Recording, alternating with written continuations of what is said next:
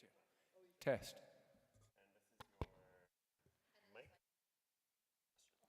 Testing, testing.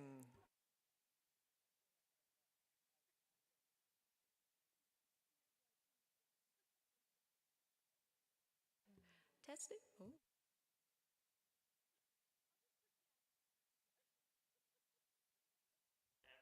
Yeah. Okay, you guys, we can do karaoke together. As long as somebody else has a better tune than me.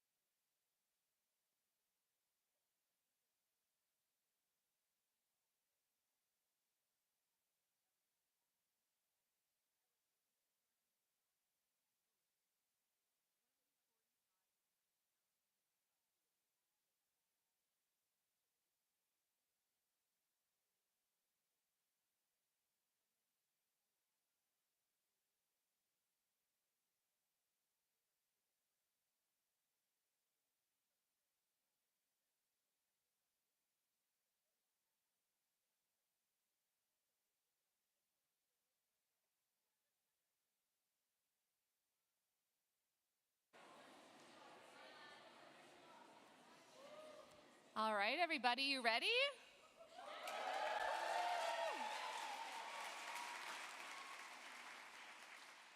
All right, good afternoon, everyone. You survived your oral presentations.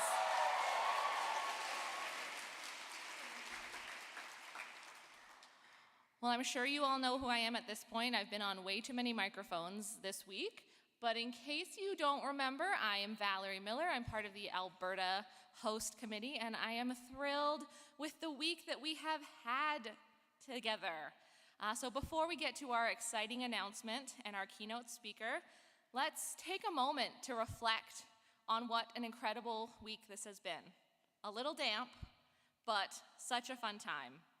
You've all taken on challenging field tests, tackled a tough scenario, and I'm the one who wrote it, so I know it was tough, and showcased your knowledge, creativity, and teamwork. Beyond the competition, you've built new friendships, explored a beautiful new region, and grown as environmental leaders. And honestly, the host committee and Kat, we are so proud of you. Your dedication, your passion, your hard work has not gone unnoticed. It is what keeps us going every day. So thank you all for giving your best, and I want to give you guys a round of applause.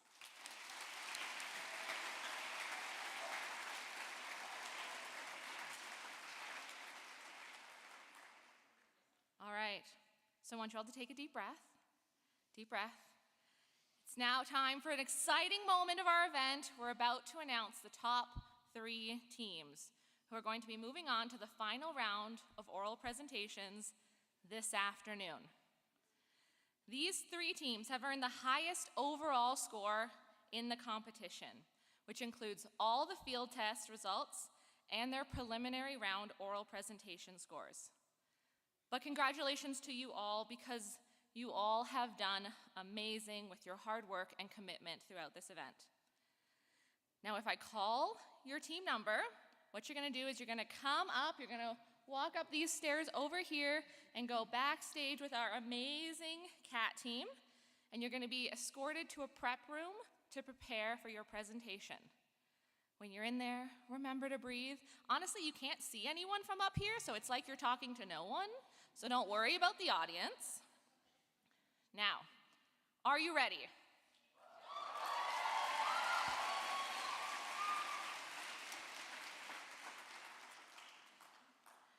All right, in no particular order, our top 3 teams are 2550,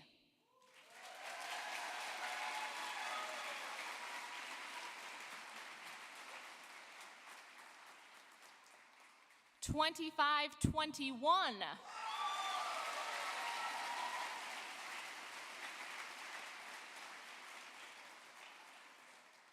and 2501.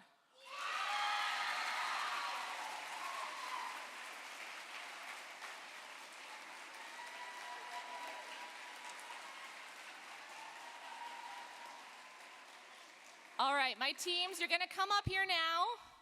I know your hearts are pounding, but you're gonna come up, and as you come up, we are gonna give you the biggest round of applause.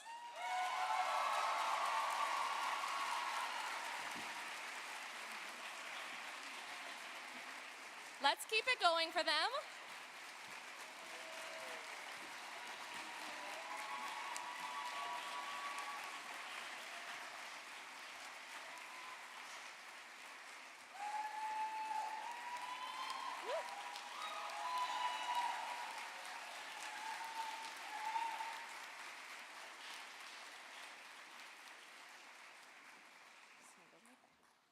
All right, best of luck to our finalists.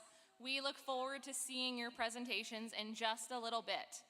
But we don't want you to just sit here quietly while we wait. We are thrilled to introduce you to a very special guest. I would like to introduce you to our keynote speaker, Brian Keating. For nearly 3 decades, Medicine Hat-born naturalist Brian Keating served as the Calgary Zoo's head of education and director of conservation outreach.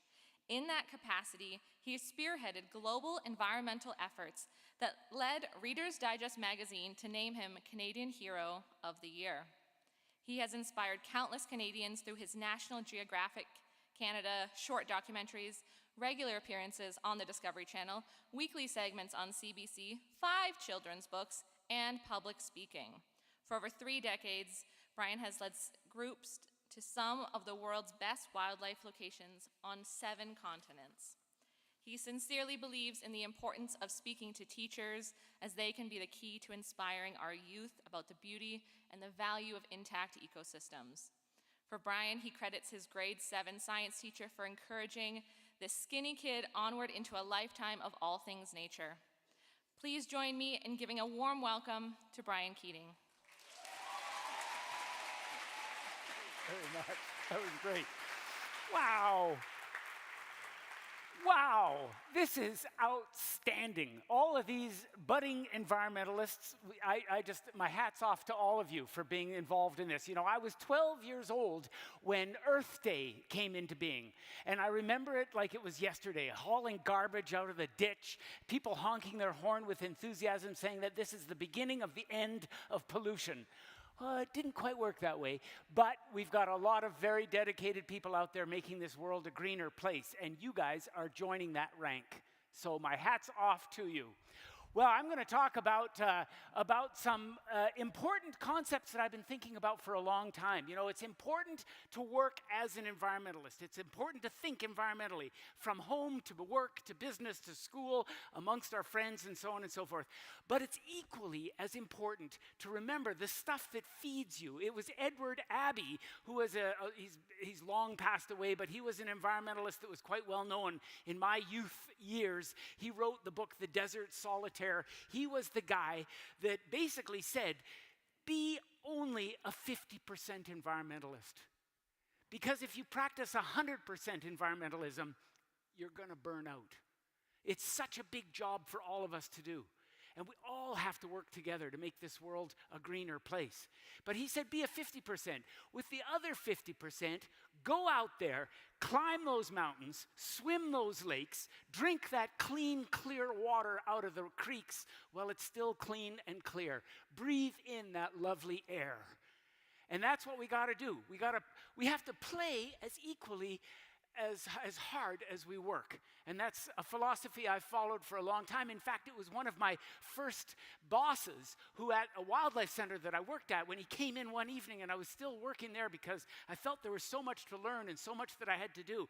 He said, Keating, you better go off for a hike this weekend and go and walk amongst the flowers of the alpine, or you're going to be pushing up flowers too early.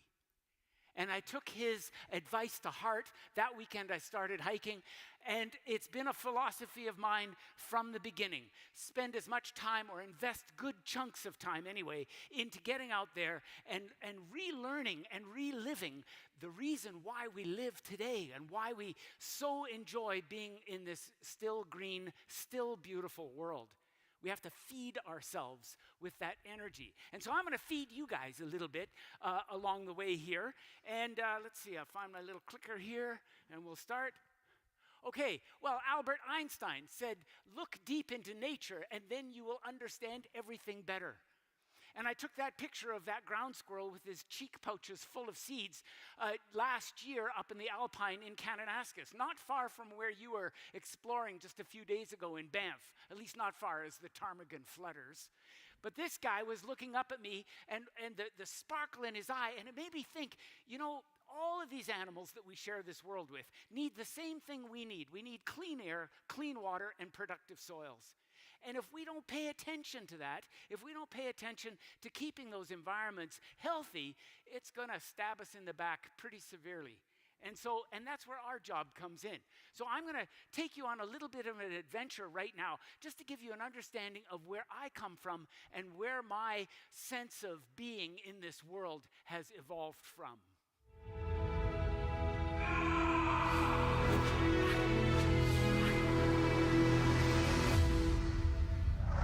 I've searched this entire park for the best nature experiences. Since I was a little kid, I've had an interest in the outdoors. It's just drawn me for some reason. We're involved in too much on a day-to-day basis. Nature slows you down, forces you to think, forces you to look. Come with me. This is gonna blow your mind. It's an opportunity to rediscover what makes us human. I love this place! Oh, let's go, come on. As the call of Indri permeates your whole body and makes you vibrate. It puts us in touch with the earth and the air and the water and things that are green. We hear a lot about the negative aspects of the planet. We hear a lot about how nature is coming to an end. But the world I see is still a green world. If you look, there are still vast tracts of uncut forest that has never heard the sound of a chainsaw. There are still oceanic regimes that are as abundant as they ever were. Those places still exist. The nature is out there, and if we let it get within us, it can change our attitude and change our perspective, I think, on life and even how we view ourselves. This quest is all about discovery, to show the diversity that still exists on this green planet of ours, and observe some of nature's most profound moments. Nature is powerful. Nature can be very cruel. We're about to experience nature at its best. Want to come along for the ride?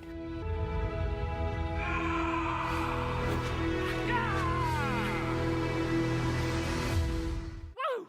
How's that, you guys? Are you ready?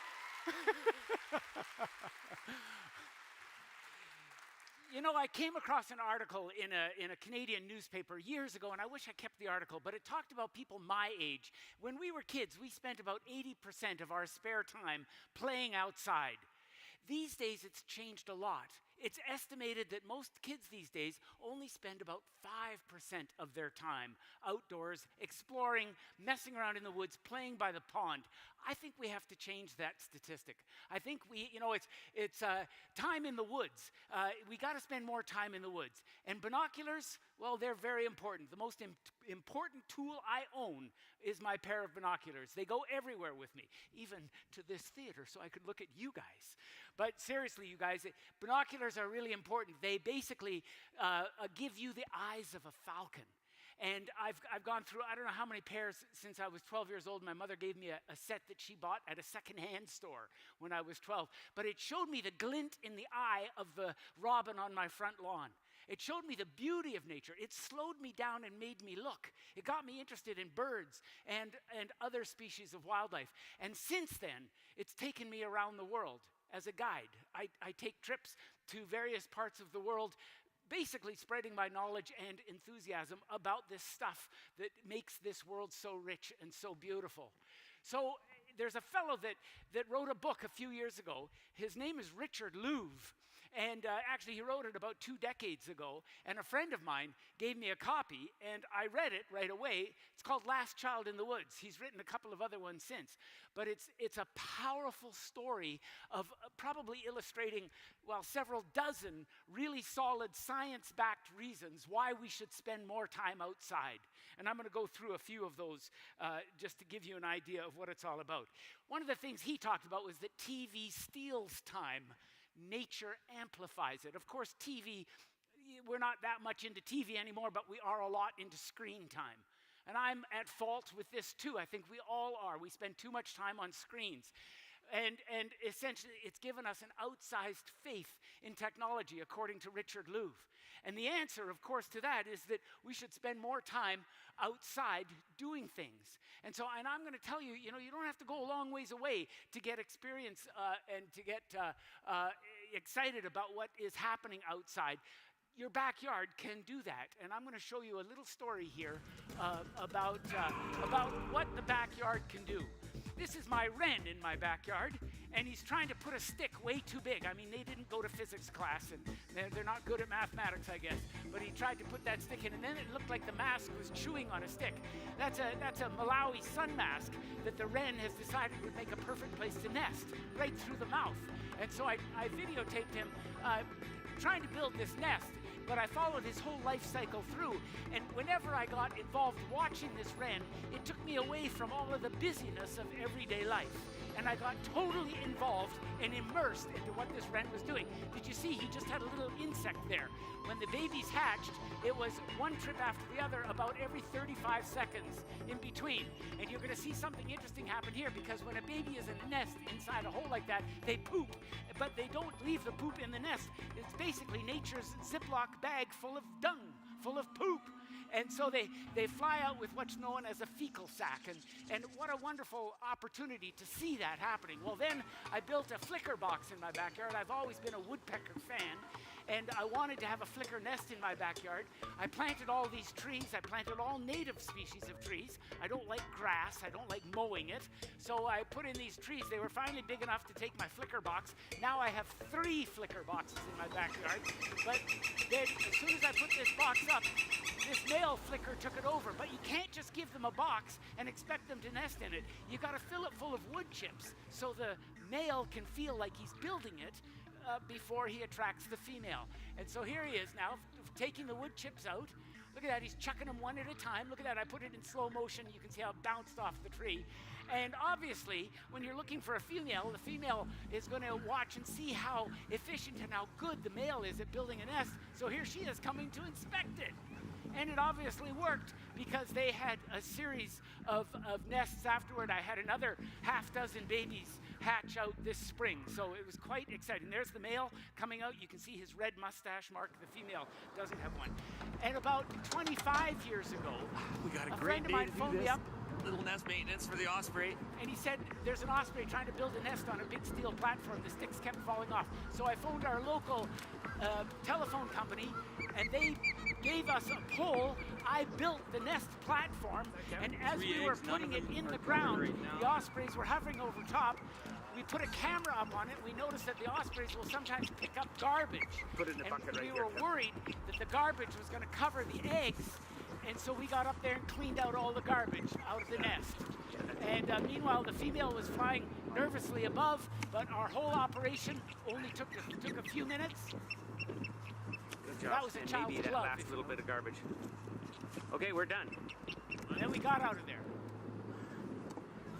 Hey, good job, Kevin. A good operation, smooth. Brian, I'd love to see the head of hair this came from. So that's the kind of stuff that was found, all that garbage in the nest. But since then, we actually calculated it out. We've had over 100 babies fledge from that nest platform since we installed it. How exciting is that? Osprey used to be on the endangered species list. Now there's about 25 pairs nesting within the city of Calgary limits at present, and that is a real success story. But you know, with my flicker nest box, we had an unexpected guest.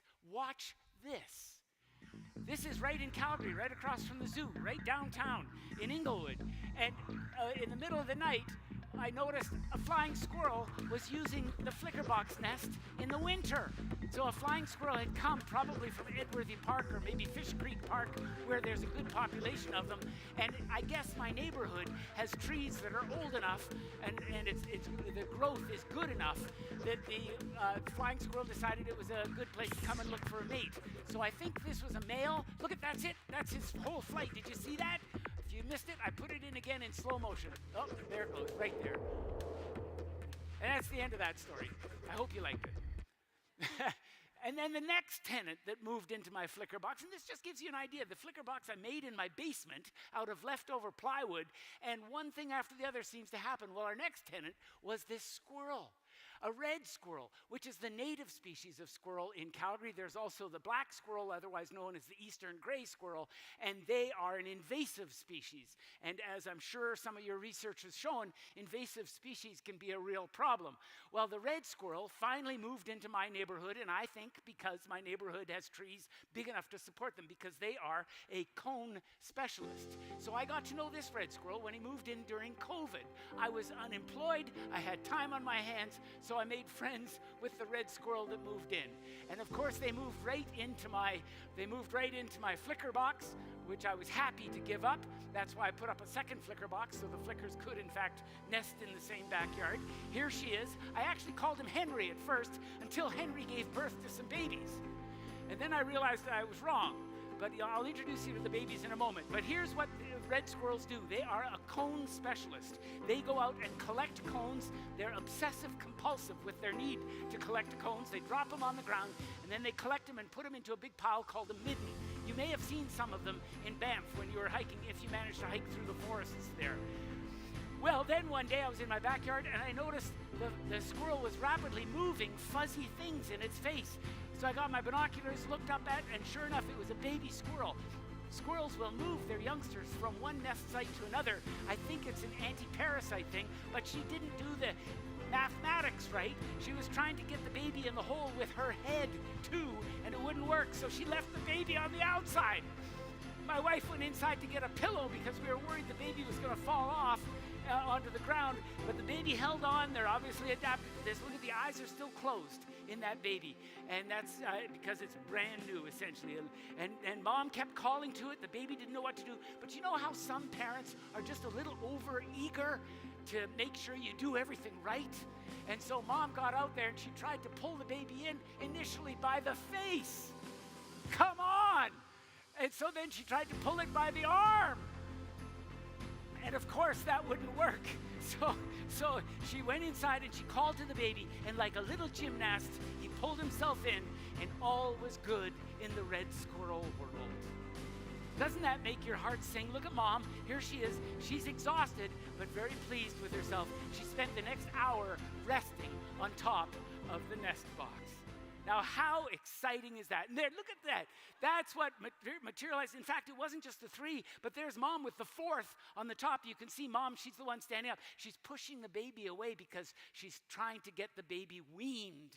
And so to be privy to this whole interaction of the red squirrel, an animal we take for granted, what a privilege. And this is what I mean by focusing in on some of these things that we have immediately accessible to us that can enrich our lives. And believe me, I have a heck of a relationship now with all the red squirrels in my neighborhood. And when I'm hiking in the mountains and I hear a red squirrel, I always say, hey, buddy, it's my buddy. Because they are, and I feel a real sensitivity towards it. Well, let's get back to this business of nature. This is a picture of a Dall's sheep that I photographed last spring up in the Yukon when I was on a rafting trip and we were hiking in the mountains near the river that we were rafting down. But it reminded me that nature can boost mental acuity and creativity. And this was a report written up in Richard Lou's book. He talked about the fact that a group of high school students were one classroom, half of them were taken to a downtown built-up cement area and allowed to roam for an hour. The other half of the classroom was taken into a forest, a green forest, and they were allowed to walk and explore for an hour. They were brought back into the same classroom, given the same exam, and guess what? The kids that were out in nature scored, on the average, 20% better than the kids that walked in the cement built-up area. So I say nature makes you smarter. And so it's a good excuse if somebody says, well, how come you're goofing off and you're going for a walk in the woods? Just say, I'm going to get smarter. It's how it works. So, and of course, it promotes mental health and wellness. I mean, think about it. When you're feeling a little down or frustrated or overwhelmed, what do? I'm going to go for a walk. And where do you walk? You walk beside the river, beside the creek, down the coulee, in the woods, out on the plains, whatever you have nearby. And nature is accessible to most of us, and I think that that's important to take advantage of it. Well, let's think about that now. And so, my backyard used to be a lawn, and I don't like mowing lawn. So I planted a whole bunch of native vegetation, a whole bunch of native trees, and then I dug a pond because I love ponds. And I love water. I mean, who doesn't? And the next thing I saw a duck in my pond. So I built a duck nest and put it about 7 feet off from the shore. Now, this duck I had developed quite a relationship with because it had nested under a juniper bush the year before. And then a skunk came and knocked out, took out all of her eggs. 12 eggs destroyed by the skunk. And skunks are natural and all that, and I get that. But this was my duck. So I felt really upset about this. But anyway, as soon as the skunk destroyed the nest, I got on the web first, and I looked for anti-skunk duck nesting system. Right away, the duck nesting tube popped up, built by a creative biologist in BC. You've probably seen them all over Western Canada in ponds. Fish and Wildlife uses them often. Maybe cows and fish set these things up too, but they're a duck nesting tube. When a duck nests on the ground, like a mallard, there's only a 20% chance of success, because there's so many ground predators, coyotes, dogs, you name it. They're very vulnerable when they nest on the ground. That's why they're programmed to make a lot of eggs, like a dozen, and they can also double clutch if the first clutch gets destroyed. And so this nest, I got onto this website. I found out about this duck nesting tube. I had one built that night. A week later, the duck came back. A couple of days after that, she was standing on top of the duck nesting tube. A day later, she brought her boyfriend. And a week after that, she laid her first eggs. She had 6 in that second clutch, and here's the story from there. There's the duck nesting tube. And because I live right on the Bow River, I was able to build this pond just inside, and I planted it to all this vegetation. And there's the duck. Isn't she a sweetie? She's my duck. And so she would come over after I don't know what ducks do. Female ducks, they leave the nest for an hour every morning. I don't know, they're just going off doing girl things, I guess. But then she'd come back, and she would then go back to the nest. Now, you don't need to build a walking structure to get up to a duck nesting tube, but she's my duck, and I'll do what I want. I wanted her to be comfortable, okay? So I built her a nice little walkway up, and she'd get up there, and she'd wiggle her tail, and then she'd go back and sit on the eggs. And of course, they do that for about a month, about 30 days before those eggs hatch. But every day, I would come down to my little pond, and I'd take my 7-foot spoon. It was a Dairy Queen spoon taped on with duct tape. Do you get it? And then I put on very high-quality food. And remember, I had trained her when I first met her under the juniper bush. I trained her to take food from me. Maybe you shouldn't feed wildlife, but like I said, she's my duck. I'll do what I want. And look, you guys, we've done so much damage to duck habitat. Why can't we give them a bit of a break? So every morning, I'd take my morning coffee down, and I'd feed my duck. And I knew that day was going to be the best day of my life. All you need is a little bit of time with nature. In fact, I took some friends of mine from West Africa down here, a little family group. I had them all feeding the duck, and I told them that every Canadian has ducks in their backyard. And they're doing, so if you ever meet my friends from West Africa, don't blow my cover. But anyway, isn't that fun? And you build it and they will come. Another thing happened here. I had this goose standing on my neighbor's woodshed, looking at my woodshed, at my tool shed. And so I built a duck nesting or a goose nesting platform. The goose took it over right away. Again, this was during COVID. I had lots of time. And this is actually the view from my bathroom. So I could go and do my thing in the morning and look right down on the goose. And then one day they hatched, and she's waiting for the 4th egg. There was 4 eggs in this clutch, and she's waiting for the 4th egg. It never did hatch, but those 3 did. And then they have to get off the nest, and the nest is located 10 feet above the ground on the top of my garden shed with quite a drop on the other side. So somehow those little ducklings have to get from there down to the ground. But they do it, and they do it within 24 hours after they're hatched out. Quite remarkable. Now, meanwhile, the male goose is either on the shed or on the ground. And so they work in a real team, the male and the female. But look at that little guy. It's a chilly spring morning, and look at how they get warmth. Doesn't that just make you feel good just watching that? And there we go, underneath the wing, and then look at this little head popping out. I mean, it doesn't get any better than that. Talk about a down comforter on top of you. And then here's the baby going. Watch what happens. Whoa! So then the next one goes, this is actually slow motion, look, and then it dropped 10 feet. The male who was standing on the other side was all nervous, got down to the ground. No, that's the female, sorry. But the male is on the ground. He already had collected the other 2 that jumped off previously. Now watch from the lower right. There's the 3rd one that you just saw fall off. And look at the male has a broken leg. So he's really the hero in this. He stayed with the family group throughout the whole time that he was obviously in a lot of pain. But the drive, the need to caretake those youngsters to the time that they fledge is incredible. And he actually survived all summer. We saw him all summer. But there they are. The youngsters birders just out of the nest. These are their first steps toward the river. And they've got about 30 meters or so. And if I was able to record the sound really well here, you would hear in the background the sound of a merlin, a falcon, calling. And falcons, of course, are bird-eating birds. So there's a lot of danger between where they get out of the nest and where they go in the water, but not when you've got a parent. But they have one more hurdle to jump or to fall down. Watch this. Whoa, whoa, whoa! Oh, oh, oh! Oh, I mean, what a rough way to start life. There it is in slow motion. But there they go all the way down.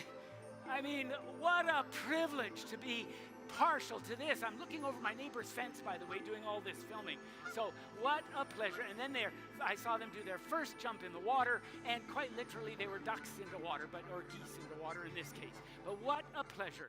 And so it's, getting out in nature, as Richard Louv in his second book called The Nature Principle pointed out, it's all about the power of living in nature, not just with it, but in it.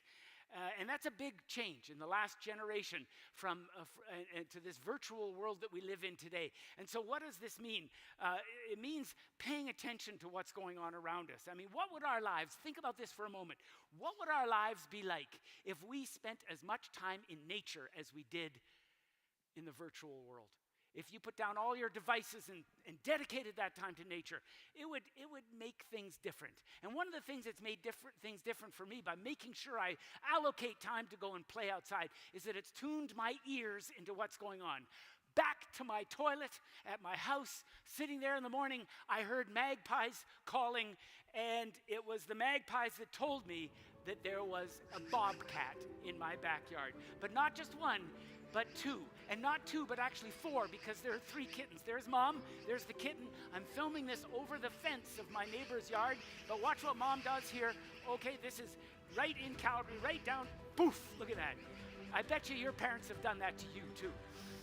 But what a pleasure to watch these wild cats, these top-level carnivores in a city environment, playing with each other. And because I was very quiet and because my ears were tuned into the fact the magpies told me they were there, I never would have paid any attention to the magpies if it weren't for the fact that I was tuned into that.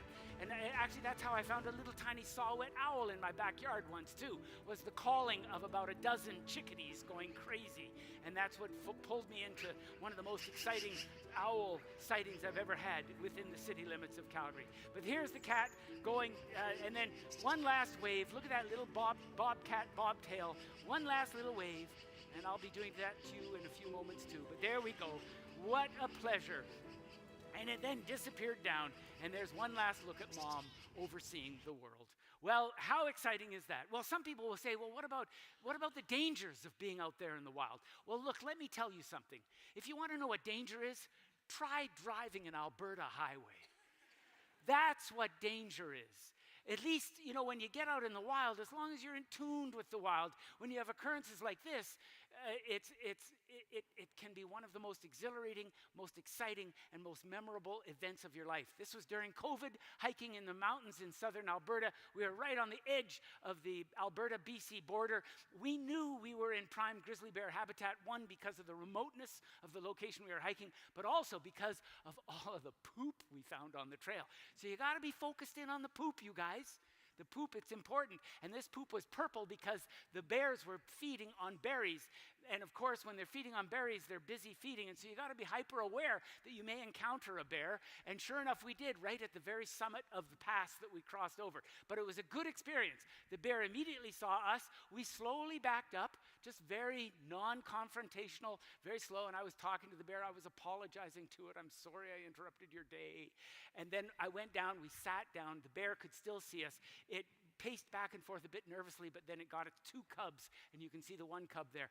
It got its two cubs, and they went on with their day. And what a magnificent experience that was. I've had many, many encounters with grizzly bears in my career of hiking and climbing in these mountains, and I've never had a negative experience. How's that for statistics?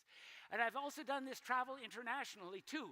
And one of the things that Richard Louv talks about in his book is that there's a type of bacteria that lives in the forests that we hike around. And this bacteria actually enhances our senses.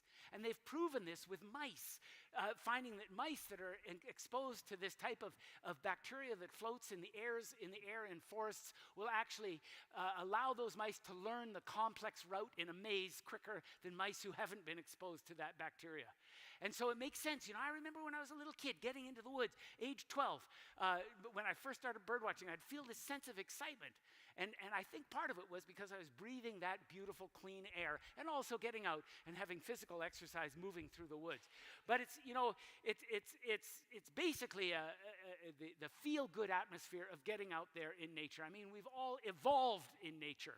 It's only been lately that we've been sequestered into these places like the Bella Theater, which is pretty nice, I must admit. But anyway, that has taken me then to the next step where I started backpacking and camping and mountaineering. And I discovered that climbing big mountains, at first, when I first started doing it, it was my whole objective was to get to the top. It took me a long time to learn how and to learn the fact that it's not getting to the summit that matters, it's the journey getting there. And part of that is getting into that meditative process, that meditative walk of putting one step in front of the other, allowing your body to develop that rhythm, that breathing rhythm. So you're not working really hard, you're working at a pleasant output. And that pumping heart, it oxygenates your brain better. And I can tell you without hesitation that year after year, weekend after weekend, getting out and doing these types of trips, if anything was bugging me on Friday, it was gone by Sunday night when I'd come back home from these weekend expeditions. And this is glissading. This is coming down a mountain safely with an ice axe. And what a pleasure it is. For a long time there, I was climbing mountains in the spring when the snow was just right, just so I could come back down the mountain doing this. Just too much fun, giggling all the way. And by the way, I've come across the tracks of grizzly bears where they've gone up slope after slope and or belly skiing down with their legs out in front, down, and you could just hear the grizzly bear giggling as it's doing it. Really, you know, these animals, we're not that much different than all these other creatures, you know. Like I said before, it's clean air, productive soils, and clean water that we all require. And it's just good fun. Getting out there in those mountains or getting out there on those trails or down by the pond or on the lake, wherever you have this access and opportunity to go and get outside and get that re-injection of the desire and need to protect this still green and still beautiful planet. And believe me, it can have a lot of positive effects. And so let's just go. I want to take you to perhaps a future stage in your life. I've been lucky enough to get down to the Antarctic a lot in the last 20 years as a guide on the boat. But one time, one of my more recent trips, I was able to get onto a Zodiac with some whale researchers. And I've always had such a big fascination with whales. And so to get on this Zodiac with them for a full day to go out and do whale research was something exceptional. And I'm going to take you on that journey right now. This is the Antarctic continent. It's unbelievable. It's so beautiful. But this was my first chance to get out and be involved with some scientists and really get a feel for what they do. First of all, we were there just at the time of the year when the young penguins were going for their first swim. And here's a bunch of Gen 2 penguins on day one. But our whole objective on this trip was to spend time with whales. And we were there at the right time. Near the end of the Antarctic tourist season is when the whale populations are at their best. And we had humpback whales coming right over to our ship and looking up at us. Because now at this stage, they've put on their fat that will sustain them during their fast, where they go to overwinter. And so we had whales coming like this and just lolling around like they were on the lawn chair in the back of your yard. So how do you do it when you're a whale biologist? Well, you get into a Zodiac like this, and you get craned off the top of the ship, and then we go out into this icy mixture of the Antarctic late summer season. And it's like a summer in Calgary, actually. There's often snow. But here they are. We're working with a primitive device, a crossbow with highly modernized arrows that collect a plug of blubber from the whale. And so one of the scientists takes the crossbow. He's got it specially loaded. We're going out. We listen for whales first. We listen. Then we find them, and we approach them. And they didn't have a permit for getting any blubber from a baby whale. That was a mother and a calf, so they had to let that one be. This one was too close to our Zodiac for comfort, and if they put the dart into the side of that whale, it might upset our Zodiac. So we let him go. And then the moment came when we had the perfect situation. That's it. So it goes in and bounces out right away. It takes just a small sample of the blubber, and from that they can do DNA analysis, they can do health evaluation, they can look at toxins in the flesh, they can basically they get the whole gamut of what they need to acquire. And we actually acquired 8 different samples on this particular day, and that was the 8th. But I want to show you what it does to them. Now you see their bodies are all quite scratched up. That's from pushing each other around. That's from the barnacles on their face, pushing each other. It's from the ice. But I've got a homemade GoPro stick, and I put my GoPro under the water to catch this, and the whale came over after he had been darted to look at us. I could almost hear him say, "What the heck?" And then we also use drones, because drones have come into the biological world in a big way these days. The whales don't care about this thing hovering above them. The drones use a laser to do an exact height flight over top. By doing this exact height flight, they can analyze how big the whale is, how much body fat it has.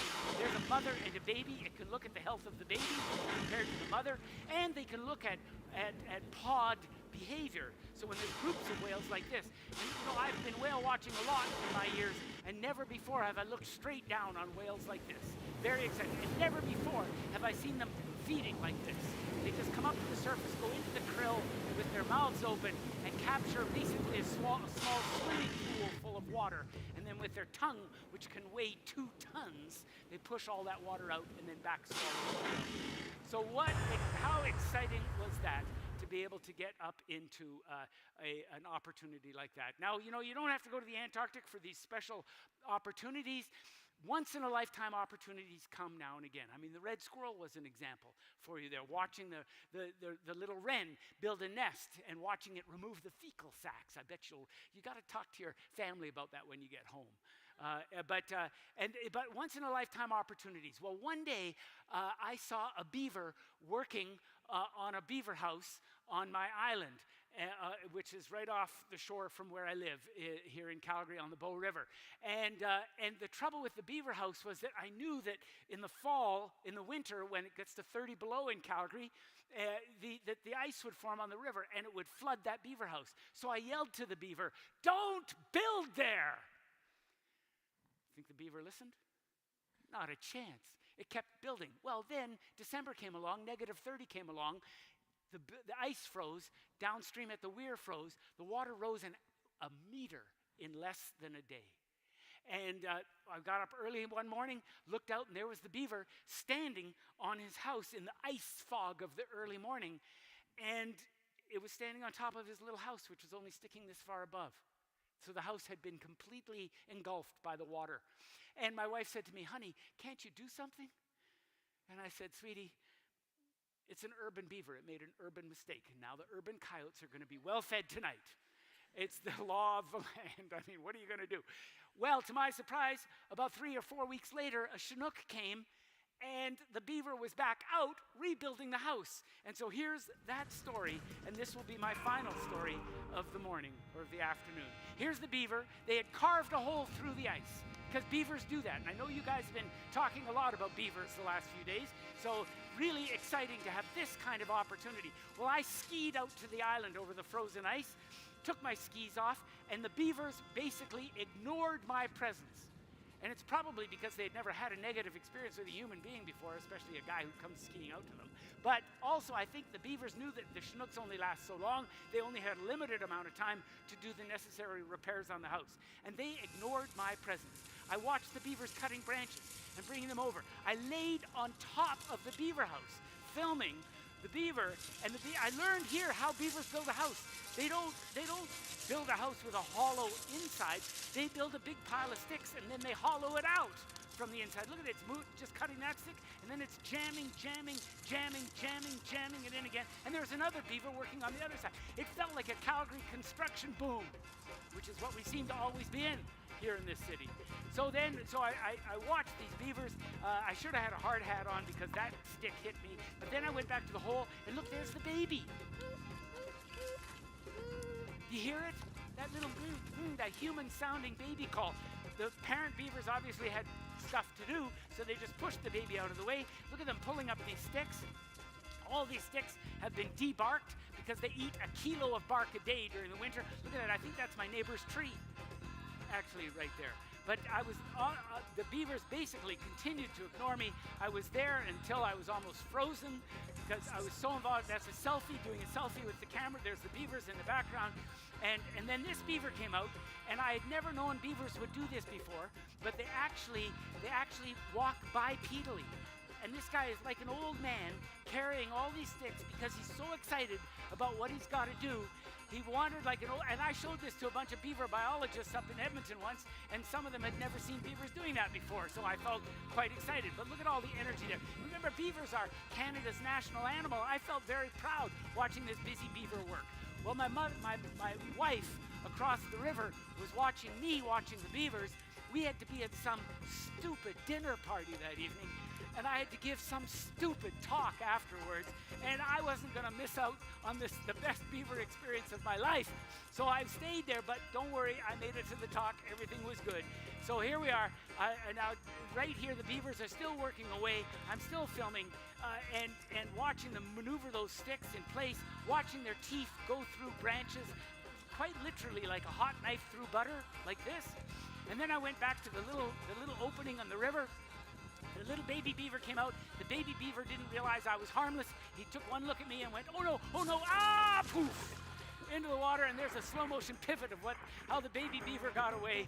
But the good thing was the parents were right nearby. A moment later, one of the adults came waltzing over, and all was good in the beaver world. And they have survived, and they survived to this day. I just saw them a few days ago again.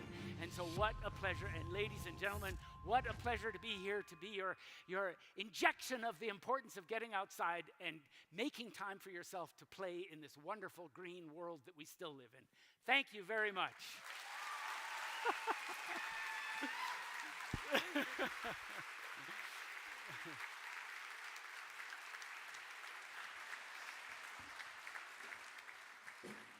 Oh, you're welcome. I'll just leave this here. Okay, I'll go to my spot. Thank you so much, Brian, for your thoughtful words and your inspiration. We truly appreciate you taking the time to be here with us today. Now, are you ready for some top 3 presentations?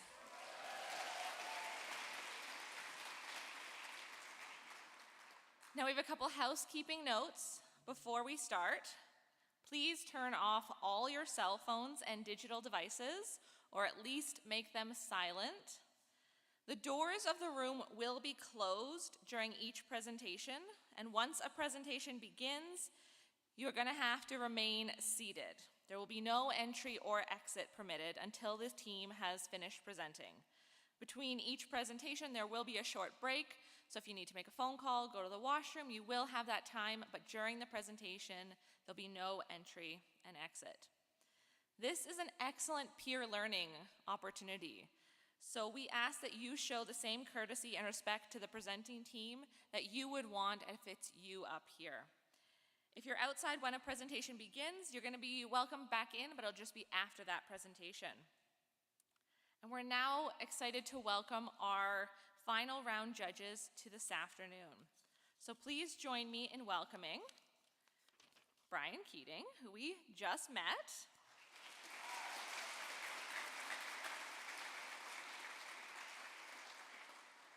Brooke Wynn, Senior Director of Sustainability, Smithfield Food Incorporated.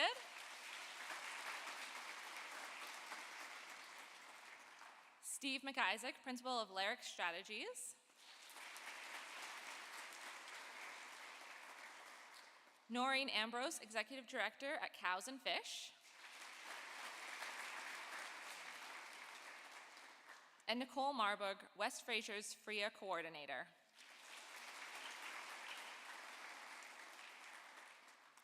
Thank you all for lending us your time, your expertise, and hopefully your joy to this important part of the competition.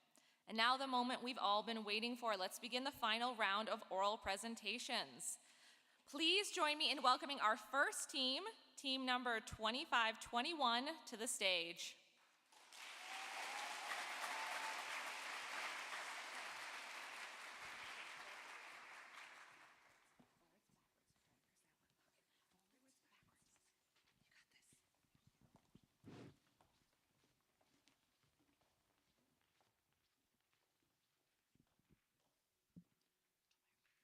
Good afternoon. I'm Eileen. I'm Tomer. I'm Jocelyn. I'm Caroline. And I'm Erin. We are here today on behalf of the Alberta Green Sustainability Alliance to help you create an adaptive and resilient development plan for your Forest Management Agreement region. Let's take a look at our roadmap for today. We'll begin by giving you a key overview of the natural, historical, and cultural resources present in your area. Then we'll give you the key considerations we took into account when creating our plan. Finally, we will give you our final proposal along with a cost-benefit analysis. Without further ado, let's take a look at our scenario for today. Your FMA region is located in southwest Alberta with an area of just over 210,000 hectares with both a north and a south subregion. Your region is also located on Treaty 7 land, meaning it's occupied by several Indigenous nations such as the Métis. It is also located at the intersection between the Boreal, Foothill, and Rocky Mountain ecoregions, hosting key natural resources. In terms of your current operations, your company currently conducts timber harvest, reforestation, and road construction, with your sawmills primarily using fossil fuels.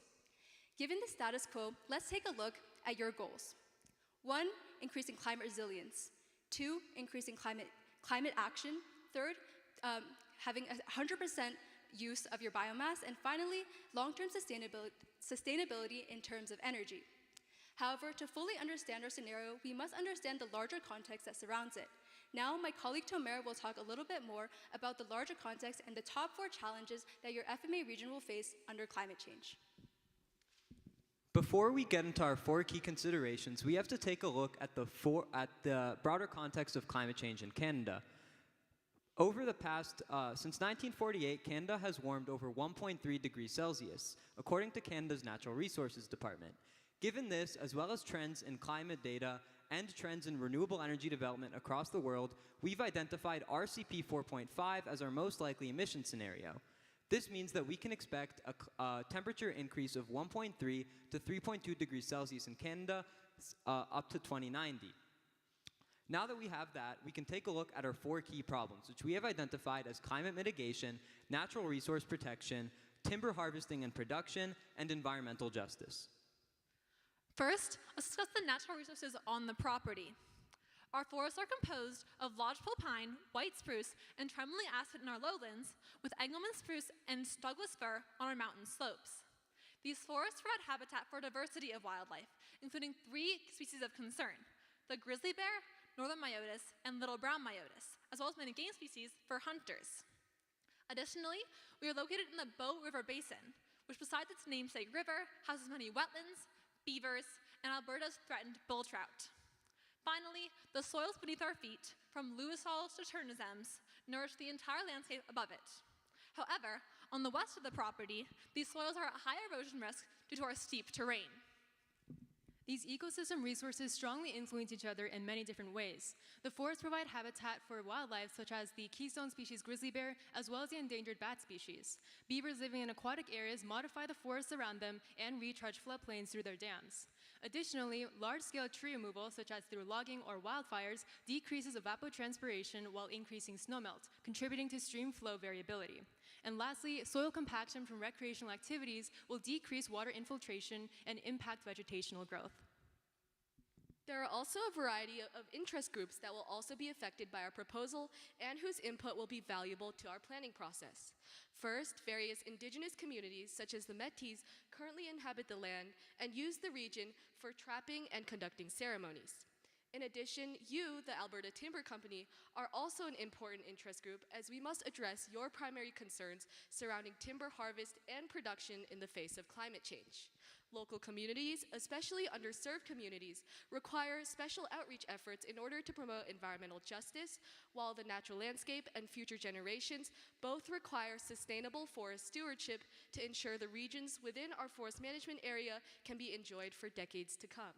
Given these interest groups, let's take a look at some sociocultural considerations.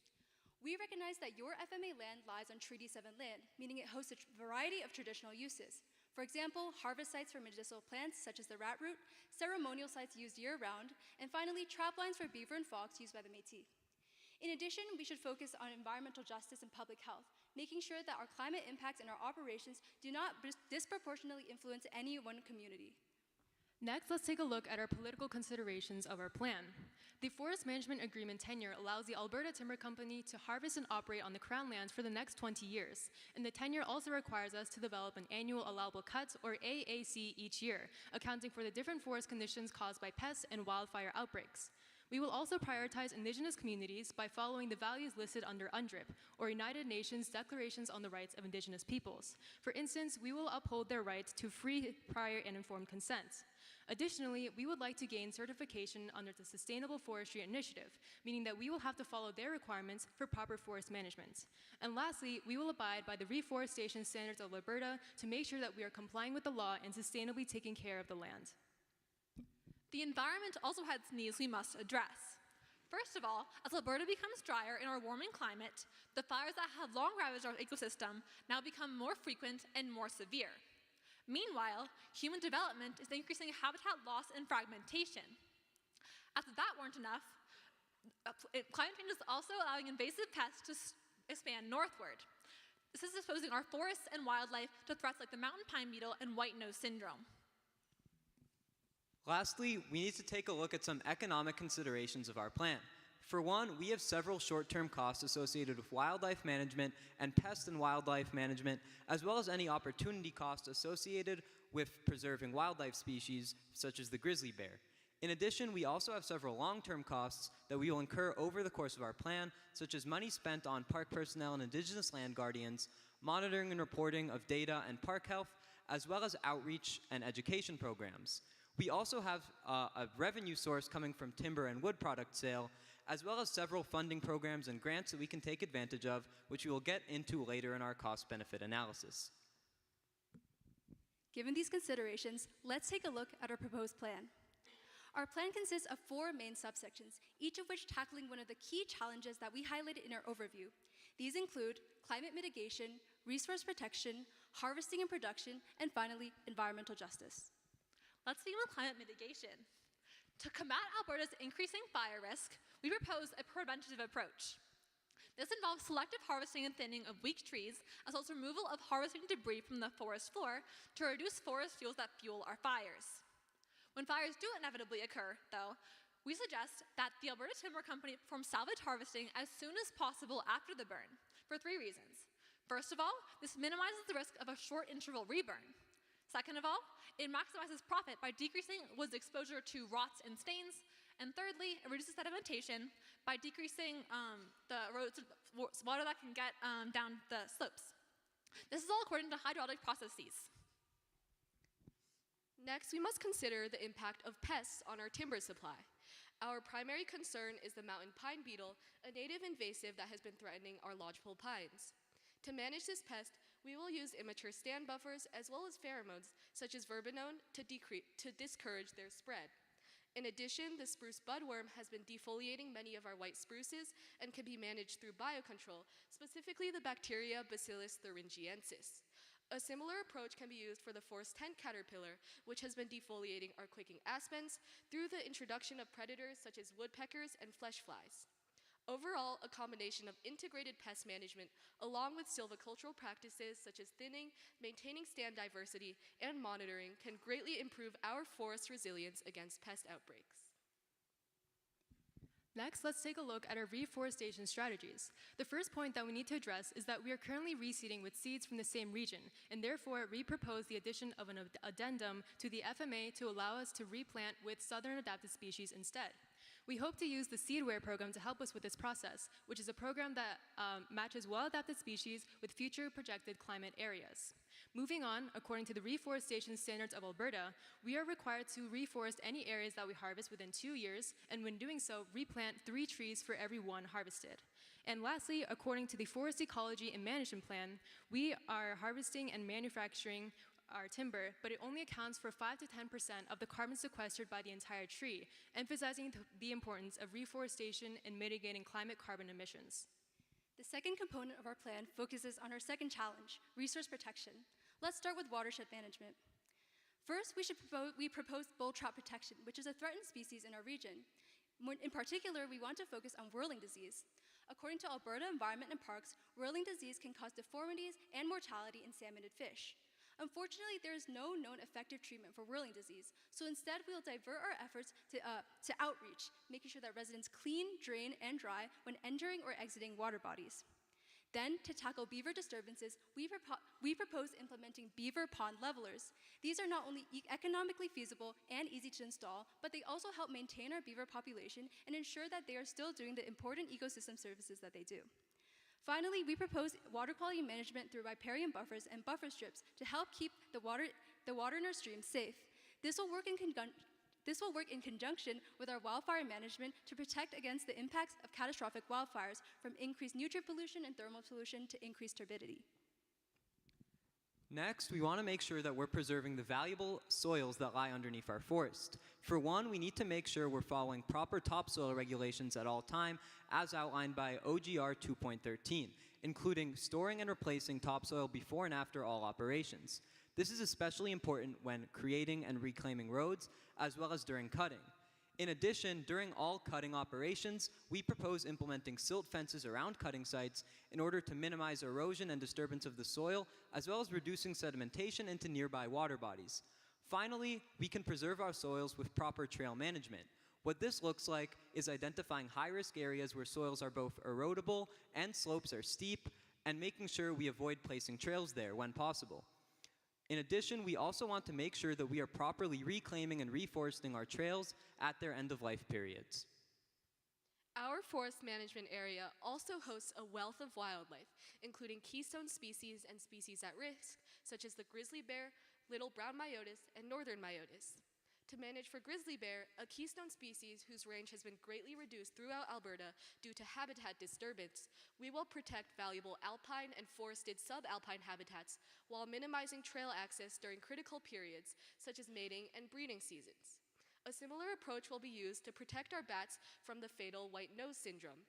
Specifically, we will retain snags as roosting habitat and prohibit cave access during hibernation season, specifically September 1st to April 30th as outlined by Natural Resources Canada. Finally, as Caroline mentioned earlier, wildfire management will also play a significant role in benefiting our bats by preventing future catastrophic fires from destroying our valuable old-growth habitat. Next, we will address our harvesting and production concerns through appropriate cutting, road building, and sawmill operations. We plan to conduct oblong patch clear cuts with BMPs such as residual structures for migratory birds and wildlife. There are many upsides to using this type of cut. For instance, it benefits shade-intolerant species such as Douglas firs and lodgepole pines on our stand. It also creates a diverse landscape with various forest growth stages, which will support shrubs and small mammals alike. Lastly, it decreases our carbon emissions because we are using our fuel more efficiently and we are constructing less roads. And finally, since we wish to get SFI certification, we need to properly reforest, protect our canopy from pests and wildfire, and manage for biodiversity in the area.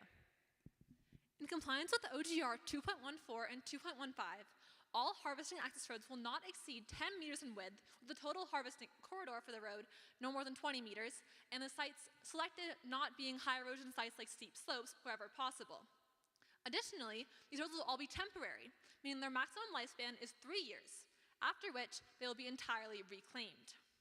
Wherever our roads intersect water bodies, we will construct the appropriate water crossing for that stream type in accordance with OGR 2.17. However, OGR is not a one-size-fits-all. For this reason, we propose adding an addendum to the FMA overriding outdated flood regulations. This would require that the freeboard height, which is the height from the water level to the bridge, be adapted for a 1 in 50-year flood instead of a 1 in 25-year flood in current regulations. Finally, in order to help you meet your goals of 100% sustainable wood use as well as 100% clean energy production in your operations, we propose the following changes to the sawmill operations. For one, we propose that all of your sawdust be used to create medium-density fiberboard, which according to sustainability at Weyerhaeuser is both an economically and environmentally friendly way to use sawdust.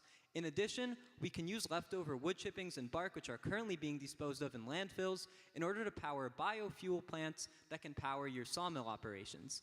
If this doesn't provide enough energy, we can offset the rest of our energy use with carbon credits, helping you achieve 100% clean energy production on your operations. The final component of our plan focuses on environmental justice, ensuring that our climate change impacts and our operations do not disproportionately impact any one community. First, Indigenous consultation. Alberta Timber, under law, has the duty to consult with any Indigenous nations in the area to ensure that their forestry operations do not affect any cultural or historical sites. However, we want to go above and beyond with Indigenous engagement. Unlike consultation, Indigenous engagement focuses on creating a mutually beneficial relationship rather than just regulatory compliance. To do this, we will focus on community investment, workshops, and education, as well as incorporating feedback back into our framework. We also hope to hire land guardians who will help steward the land with their Indigenous knowledge, as well as more broadly incorporating two-eyed seeing into our framework, which is a combination of Western knowledge and Indigenous knowledge to gain a more complete understanding of our land. Next, let's consider Indigenous land use protections. First, we must protect the Indigenous right to harvest on their land, such as for the medicinal rat root, whose habitat will be further enhanced by our wetland protection commitments, as outlined by Flora of Alberta. Next, we will protect trapping rights, such as concerning the multi-generational trap line highlighted by the Métis for continued use. Finally, we will protect and identify all cultural and ceremonial sites in accordance with the Historical Preservation Act. The last part of our plan is a long-term community education initiative. This would inform residents on our rationale for closing certain trails in certain seasons, as well as their role in limiting invasive past outbreaks. For example, cleaning their hiking boots after hiking, or draining any boats to reduce any hitchhikers. We will also hire and educate a park personnel force to enforce illegal fishing of bull trout, as well as off-road vehicle use. Now that we've finished walking you through our solution, let's address the two main challenges that you asked us to revisit. First was to make your business more resilient in the face of climate change. To begin, gaining SFI certification would make the Alberta Timber Company a preferable source of purchase, attracting more buyers with the global shift towards sustainability. Additionally, revenue from our sawmill operations, as well as open markets for salvage wood, would create an economic cushion during times of climate-induced disturbances. The second challenge you asked us to address was increasing forest role in mitigating climate change. Not only will our clear cuts reduce our carbon emissions, but our integrated pest management strategies will also reduce the populations of mountain pine beetle and forest tent caterpillar, which are currently ravaging our forests. Lastly, wildfire mitigation strategies will help make our forests into a more effective carbon sink in the long term. With our entire proposal in place, we can now look at the cost-benefit analysis of our plan. To do this, we've identified each of our four solutions as either a cost-saving, or revenue source. To start with, climate mitigation comes with the upfront costs of managing our wildfires and soils. However, we do believe this is worth it in order to provide long-term sustainability and health to your forest. Next, natural resource protection does come at the upfront costs of management and wildlife protection, but in the long run, the increase in forest productivity and soil productivity should offset these costs, and we consider this a long-term cost saving on your land. Next, harvesting and production offers a valuable revenue source from timber sale and wood sale, as well as any cost savings associated with switching your sawmill operations to clean energy. Finally, although environmental justice comes at the cost of education and outreach programs, we believe that this is well worth it in order to incorporate all of our key communities and interest groups into every portion of our plan. In addition, there are also several funding sources and grants that we can take advantage of. For instance, Canada's 2 Billion Trees program can provide us with up to 50% of the cost of all forestation projects, and the Indigenous Land Guardian program can help cover the costs of Indigenous land guardians for our land. There's one more cost that we must take a look at, which is the cost of doing nothing. Although doing nothing might seem attractive in the short term, in the long run it comes with climate change impacts, wildfire and pest outbreaks, as well as a long-term loss of revenue. To do nothing would be to let the wildfires and pests that have damaged our forests run rampant and lose forest in the long run. To do nothing would be to let the indigenous stewards that have cared for our land for generations have no say in the future of their land. We do not believe that doing nothing is a feasible solution to managing your land. As our storms strengthen and winters warm, the forests and meadows that have quietly sustained us now call for our active stewardship. By acting now to safeguard these ecosystems, we honor the generations before us who cherish this land, and we fulfill our responsibility to those who will one day call it home. Thank you, and we'll take any questions.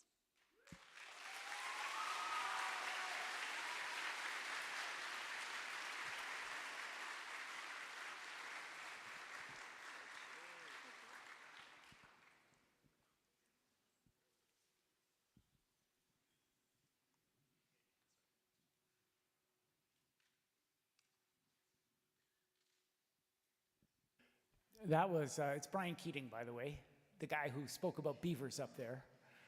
I have to say that presentation was unbelievable.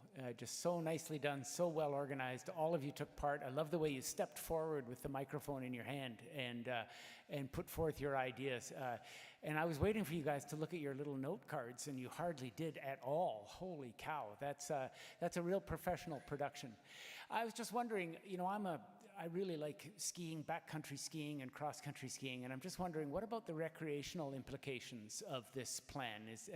You obviously put some thought into it, and I'm just wondering if you could highlight that some more. Yeah, one thing to mention is something that Caroline said is that our plan isn't one size fits all. And although we want to minimize things like steep, like roads on steep slopes, we can't exclude those entirely. We do recognize that park users and people who enjoy recreation are a valid stakeholder in our plan. And so we do want to implement things like ski trails and off-highway vehicle use trails, for instance, on parts of our property, right? The only key consideration is that while we're doing that, we're identifying the best places to have those. So for instance, if we want a trail, like a ski trail, which has to be on a steep slope, we'd probably look for things like less erodible soil textures, right? Or more vegetated region where the soil is better held in place, right? And so we can still implement all of those different land uses on our property without compromising the environmental integrity. Also, adding on to Tomer, this is one reason why we want to do outreach efforts to local communities as well as underserved communities, because we believe that education is the best way to show people why we have the rules that we have in place regarding trail access during certain seasons of the year or other regulations related to that. Thank you very much. Great job, everybody. I have a question related to your discussion earlier about selective harvesting as being part of your plan. If you could touch on that and connecting it to two things, if you could. One, thinking about the tree species that we have in this region and thinking about things like shade tolerance, number one, and then also maybe make an economic connection for our company. Is this going to cost us more or less, or does that matter to you? Yeah, so to address your question, we primarily implemented oblong patch clear cuts, which would help make different types of wildlife habitats, but it would also create a more economically feasible way because we will be using less fuel and less carbon emissions, and we would still be getting the timber that we need. And then we would also use those selective harvest that you mentioned for the more shade-tolerant species because we need that shade for those types of trees. And then the clear cuts would be for the more shade-intolerant species such as the Douglas firs and the lodgepole pines that we mentioned earlier. And the selection cuts can also be used to manage for the mountain pine beetle, as Jocelyn mentioned earlier, because we can make immature stand buffers, which is basically when you can surround the region that the infested pest is in, and then you surround it with more immature trees because the pest prefers mature trees. And so it reduces their spread, and we can combine that with the economic and the wildlife benefits that the cuts have. Yeah, so kind of jumping off of Erin, like she said, clear cuts are like our main economic input, but selective harvesting is for all those things you said, like getting rid of like weakened trees or susceptible pest weakened trees, but also in areas that are sensitive to humans. For example, steep slopes that are very erodible, or areas near residential buildings or roads that we want some sort of like visual buffer. So selective harvesting is good for that kind of thing.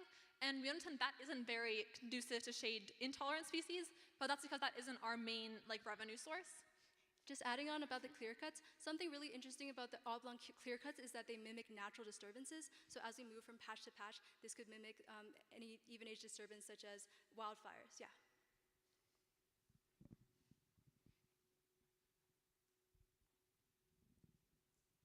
So you mentioned as far as your renewable energy plan, part of that would be purchase of carbon offsets. What is any chance you have a backup plan if you didn't have enough carbon offset purchase available to achieve that? If we didn't have enough carbon credits, which is like a worst case scenario for us, there's several renewable energies that we could look into if we want to go ahead with the goal of 100% sustainable energy. One thing that we were thinking about that we wanted to avoid is probably hydro, because this region has extremely valuable wildlife resources and aquatic resources, things like beavers and bull trout. The impact on them would be devastating, really. And bull trout are threatened in Alberta, and that's not something we want to go ahead with. Probably the most likely option would be wind. We'd want to install it somewhere far from the public eye, somewhere where it's having minimal impact on things like birds, and especially our threatened species like the brown myotis and the little myotis, because those can be especially impacted by wind. If we didn't get enough from carbon credits and biofuel, then that would probably be our solution.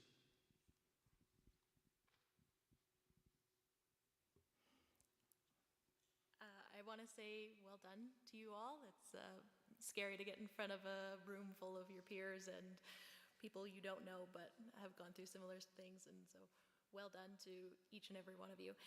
I wanted to ask a question. When you were talking about soil management and then talking about trail management, it wasn't clear whether you were referring to harvesting trails or recreation trails. Yeah, so I think we were talking about both. So of course, it's really important to manage both our trails for cutting and our recreational trails. And I think a lot of it is, our objectives are the same. So for example, preventing erosion or preventing soil compaction. That's why we put a lot of mitigative measures in. For example, riparian buffers to prevent the sediment from even traveling into nearby water bodies. Yeah, and also jumping off of that, those different uses are different in many ways. For example, harvesting roads and ATV roads are going to have a lot more soil compaction and destruction around them than, say, a backcountry hiking trail, because vehicles are big and crush things. So we'll manage with that in mind. For example, backcountry trails can afford to be on slightly steeper, possibly higher risk areas with proper a thought out plan for that compared to a harvesting road. Also, adding on to Caroline, another difference that we want to outline between harvesting roads and recreational roads is the slight difference in their lifespan. So specifically for harvesting roads, we are mandated under our operating ground rules that they can only have a lifespan of a maximum of 3 years, and after that they must be reclaimed and replanted with new trees. While for recreation roads that may not be as impactful in terms of soil compaction or nearby wildlife, these can have a lifespan of closer to around 5 years, depending on their impact on the surrounding environment.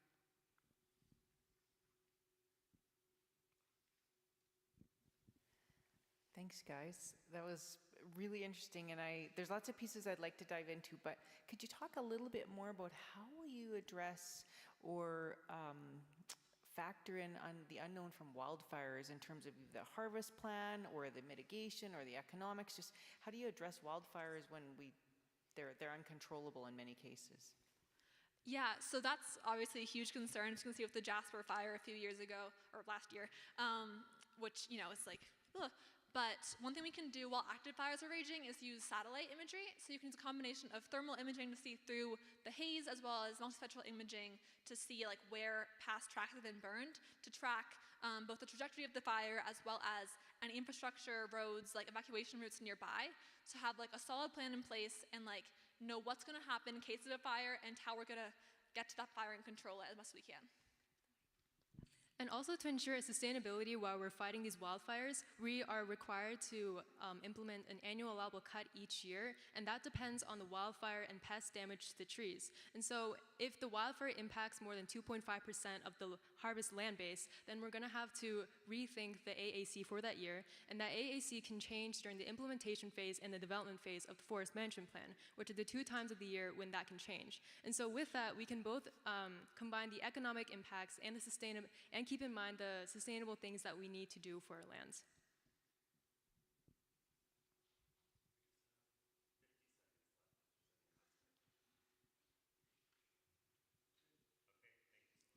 Thank you.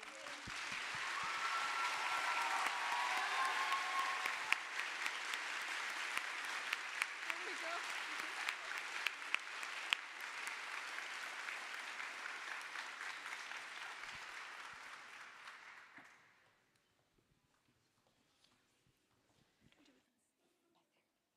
All right, thank you to our first team. We're now going to take a 10-minute break.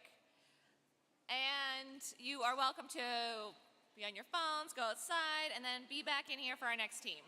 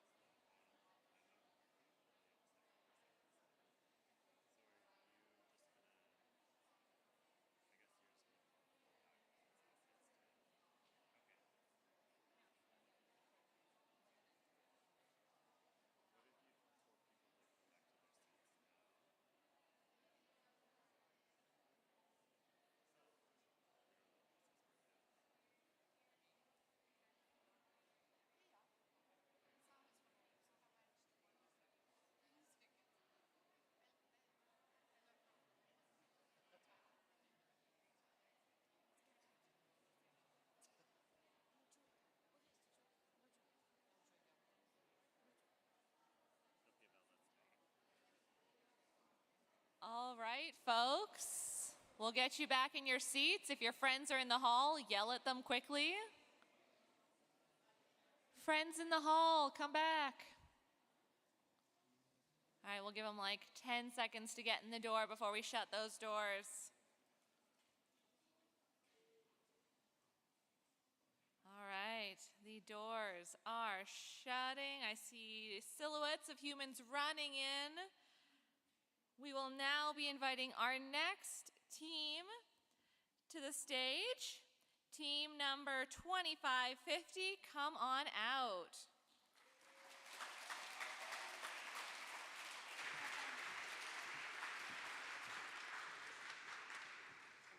Forward, backward. Got it. Appreciate it. All right. You ready to go? Good morning, everyone. Afternoon, everyone. I'm Bawaftich. We are the Alberta Green Sustainability Alliance, and we have been tasked by the Alberta Timber Company with creating a plan that addresses the resiliency of their forests in the face of a changing climate, while also allowing forestry to be a solution to mitigate climate change. I am your project manager and soil scientist, Frank DeLucia.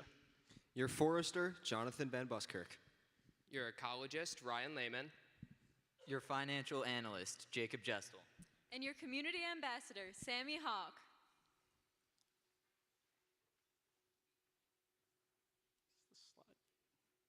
There we go.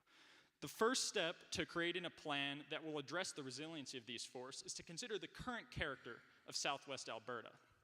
The forest management agreement that the Alberta Timber Company has contains 4 major ecological regions: the foothills, montane, subalpine, and boreal mixed boreal centralwood. This area, this diverse landscape informs the stakeholders that we must address throughout our plan. The cattle industry is a major industry within the parkland and foothills region and must be addressed to ensure farmers' livelihoods are maintained. Additionally, the eastern slopes maintain a thriving ecotourism industry that we must address and protect. Natural gas and oil industries are also crucial to powering Alberta.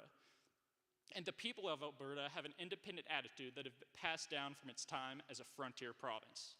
Additionally, extensive First Nations populations exist all throughout Alberta that must be addressed to ensure the land that they rely on for cultural activities is maintained. And for that, we have our community ambassador, Sammy, to tell you more. Thanks, Frank. The land covered by the FMA has been home to Indigenous people and the Aboriginal Métis people for time immemorial, as it is now and will continue to be. We acknowledge that Aboriginal people in the land now covered by Treaty 7, which once held numerous gathering sites and travel routes, have not been treated fairly in the past.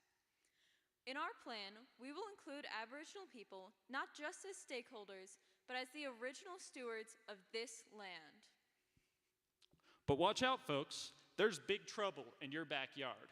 In the RCP 8.5 climate scenario, which we anticipate to be the most likely due to the current inertia of our global energy systems, a 3.2 to 5.4 degrees Celsius increase in temperature is expected in the next 75 years. This will bring a host of changes that the forest industry will have to adapt to, but we have identified the 4 major challenges that we believe Alberta's forests will have to face. Pests and diseases. Habitat loss and fragmentation. Extreme conditions. Changing forest composition. Throughout the presentation, I would like you to direct your eyes to the top right corner of the screen to view which problems each of our solutions addresses. And don't even fret, for the Alberta Green Sustainability Alliance has created a 3-tiered development plan that will ensure the resiliency of the Alberta Timber Company's forest operations. First, we will address forest operations in the context of future conditions, addressing harvesting, replanting, and processing for climate change. Then we will consider the ecological implications of our plan, ensuring that intact and functional habitats remain in the future. Finally, we will develop a community engagement plan that creates unity in our community to address a changing climate. But first, we must consider the utility of Indigenous knowledge in helping forests adapt to changing climate, which we have our community ambassador, Sammy, to tell you about. The duty to consult is a legal obligation of the Crown that has been reflected in numerous Supreme Court cases. It dictates that the Crown must engage in meaningful discussion with First Nations groups when its decisions or actions have an impact on their rights. Prior consultation for the FMA has indicated 3 areas of concern for Indigenous peoples. The first areas hold rat root, a significant medicinal plant for Indigenous cultures. Our accommodations for these areas include protecting riparian areas that are homes to rat root and maintaining water quality. The second area is a ceremonial site used year-round for generations. For this area, we will provide a 1-kilometer buffer to protect the peace and serenity of the site. We will also reduce noise pollution in the area. The third area is a multi-generational trapline for beaver and red fox. We will extend the riparian buffer on the north side of Ghost River to cover this area. Forestry, aquatics, and soils best management practices implemented throughout the FMA will help to protect habitat for both species. For all 3 areas, we will ensure that safe and continuous access is available throughout the year to ensure that Indigenous people can use their full rights to have access to these lands. We will continue discussion with Indigenous peoples to ensure that these solutions are appropriate and adequate. Speaking of continued discussion, we will implement co-management practices in the FMA. Co-management utilizes the traditional knowledge and generational land management experience of Indigenous people in order to come up with a better management solution.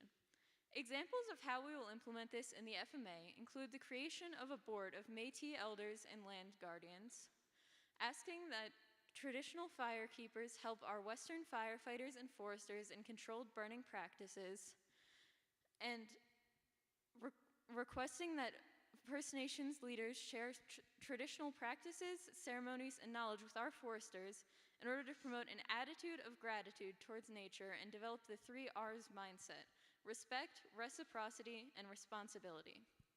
This exemplifies the concept of 2-eyed seeing. Western science and techniques combined with Indigenous traditional knowledge systems for a better outcome. Now, here's John with our harvesting techniques. Thank you, Sammy. Alberta has traditionally relied on complete clear cuts for its timber harvesting.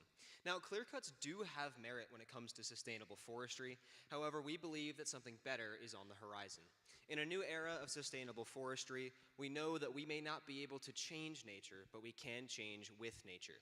This is why we propose a variable density thinning concept, a new idea that provides us with more trees and with more profit. This concept uses what's called a skip gap approach, and I'll break that down for you guys. First, we have our skips. These areas are avoided and left unaltered to protect crucial refugia for sensitive species while also diversifying forest composition. Secondly, we have our gaps. These will be our harvest areas. Now, this is where we plan to implement some of our revolutionary and new forest regeneration strategies. Now, forests are more connected than we think they are, which is why we hope to protect this connection with what's called continuous root management, a new idea that involves leaving a small number of trees in the harvest zone to allow for physical root connection, facilitating both hidden chemical communication and tree cooperation. And lastly, the matrix, the most important area. These areas will undergo occasional thinning as well as low-intensity cultural burning between rotations to both improve forest productivity, remove excess dangerous deadwood, and also reduce the water competition in drought conditions. Now, with this variable density thinning treatment, it will follow a strict 30-year rotational schedule to maximize forest production as well as the amount of carbon our forests can store. Now, of course, the next step after harvesting is replanting. And given our preparation for an RCP 8.5 scenario, we have to reimagine the way that we plant and actually go about doing it. First off, we have to address the seed origins by planting seeds from seed zones directly south or downhill of our harvest area to both address shifting ranges while also making sure that future tree genotypes are adapted for RCP 8.5 conditions while also maintaining the same forest productivity. The second thing is we have to reimagine the actual methods that we use to replant forests, using what's called applied nucleation, which is a novel idea that essentially involves planting clumps of forest species to mimic natural succession, creating a variety of ecological niches and making sure that our forests store as much carbon as they can. Now, our forest yields will continue to be affected by forest stressors, which is why we have our ecologist Ryan to tell you more about forest pests. Thanks, John. Let's put these pests to rest. First, we will monitor increasing pest outbreaks due to climate change to help inform our management decisions.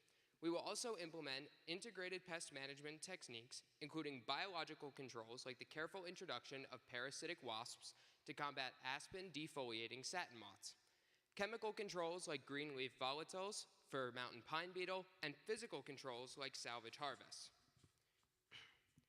These management strategies ensure that pest-threatened and damaged timber isn't lost and remains profitable and is more resilient in the face of climate change. Let's keep these logs rolling with Jake and sawmill efficiency. Sawmill efficiency is an effective way to cut costs. By limiting gaps between logs and improving machinery, we can minimize the use of energy. Continuous drying kilns and non-heated wastewater evaporation units use only a fraction of the energy traditional units do. This energy can be provided by solar panels lining the roofs of sawmills, creating self-sufficient sawmills. To ensure that timber does not become trash, we will use dimensional lumber and convert it into mass timber, which can then be sold as building materials. Due to the increased strength and lifespan of mass timber, it stores and offsets more carbon than traditional resources. Sawdust can then be used by agricultural operations, and wood chips can be converted into mulch. Now you might be wondering, what are the costs looking like for all these management solutions? Continuous root management may limit initial yields of forest harvests. However, they increase sustainability and improve forest production through active mycorrhizal networks. A biodiverse forest is just as important as a sustainable forest, hence why the cost of applied nucleation is both justified and necessary. Adapting seed origins according to this RCP 8.5 climate predictions both decreases mortality and increases revenue by planting more climate-adapted species. Finally, cultural burnings increase pest resistance, paying for themselves in the trees they save, while minimizing the risk of high-severity fires wiping out the forests. Now, moving on to our ecologist to tell us not just about the trees, but the things that breathe. Thanks, Jake. We can't bear to see our forests getting kinda grizzly. To manage our wildlife, we will hire wildlife biologists to conduct population and breeding area surveys, with a focus on sensitive species like grizzly bears and myotis bats. These species will reveal sensitive habitats while monitoring for things like white nose syndrome and disease resistance research. They will also coordinate with local parks to fit keystone species like grizzly bears and wolves with GPS trackers. Finally, our replanting and harvesting strategies will take care to prioritize connectivity and reduce fragmentation, while allowing species to shift in space through applied nucleation due to providing multi-successional habitat for a variety of species. These strategies allow our forests to play a major role in protecting our wildlife amid a changing climate. Now, let's transition to Jake to milkshake it up and talk about silvopasture. Let's let nature nurture the cattle industry. By leasing out land in the northern zone to farmers, we can provide a diverse diet and increased grazing area to cattle while providing shelter from the elements. Meanwhile, riparian buffer zones within forests limit stream erosion caused by cattle. By rotating silvopasture zones, we can avoid overgrazing and soil compaction to provide more time for species regeneration. Farmer education and outreach will be provided in order to ensure that everyone knows about the benefits and opportunities of silvopasture.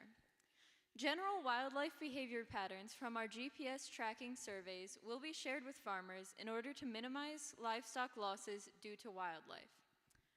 Now, here's Frank to get into the nitty-gritty of our soil strategy. We here at AGSA believe that healthy soils are essential to adapting forests to climate change, which is why our plan will ensure healthy soils are on the horizon.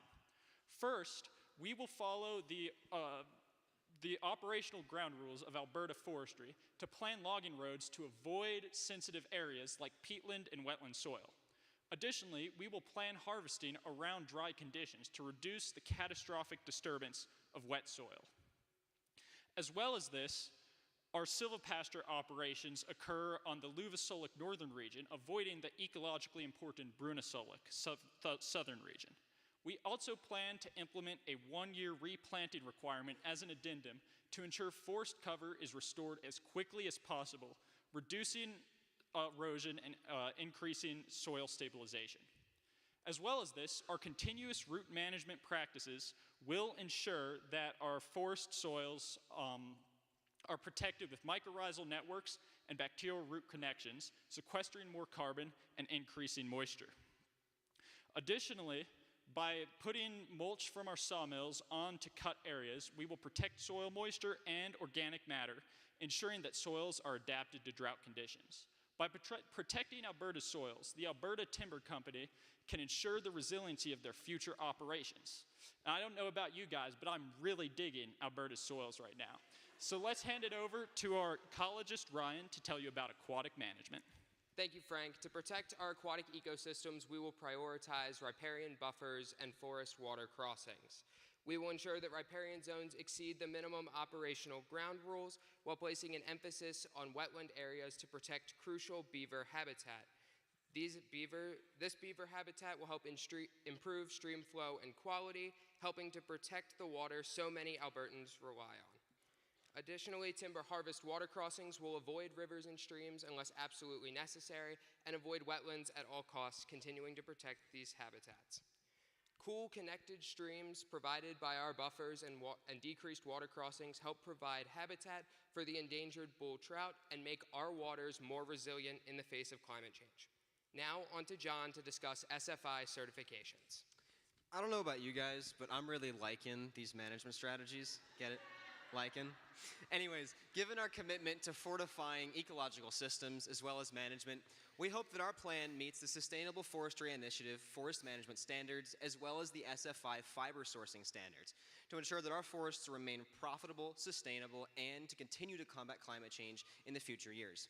Now, let's send it right on back to Jake to break down our costs and benefits. While pest management and wildlife monitoring do come with a price tag, they are necessary for understanding and managing the shifts in our forest compositions. Silvopasture can offset these costs by using farmers' payments to pay for wildlife monitoring. By limiting water crossings when conducting a timber harvest, we can shift costs from quantity to quality, decreasing debris and sediment that enters waterways while protecting necessary riparian zone species. This does not increase costs, but shifts them to more effective solutions. Logging roads will have to become more expansive to avoid sensitive areas like wetlands and riparian zones. However, these sensitive areas provide a crucial ecological benefit that vastly outweighs the minimal increase in costs. Finally, we can use woody debris from the cleared area and convert it into mulch to cover up the logging road. Now, let's take it over to Sammy to reconnect us with nature. Thanks, Jake. The Reconnection Center for Two-Eyed Seeing will spruce up outreach opportunities in the FMA. The organization will be co-led by First Nations groups and forestry professionals with education training. First Nation groups will be asked to share ceremonies and traditional teachings with visitors, and will also be asked to provide information on their current and historical stewardship assistance in order to ensure that they are accurately and respectfully portrayed. On the other hand, our Western foresters will help to demonstrate techniques that are being used in our forests as well as describe current logging operations to visitors. Collectively, they will describe important issues like pest management, wildlife, and water quality. Everyone ready? Let's take a hike. Recreation areas in the FMA will be limited in aquatic and terrestrial environments in order to protect land. We will also implement aquatic BMPs and an in-depth education program for management techniques. Now, you're just in time to catch Frank with our overview. Our plan will address all of the problems that we have highlighted at the beginning to ensure resilient forests for Alberta. It will follow the concepts of two-eyed seeing and align with the Haudenosaunee Great Law of Peace, stating that in our every deliberation, we must consider our impacts on the next 7 generations. Thank you, judges, and Nis.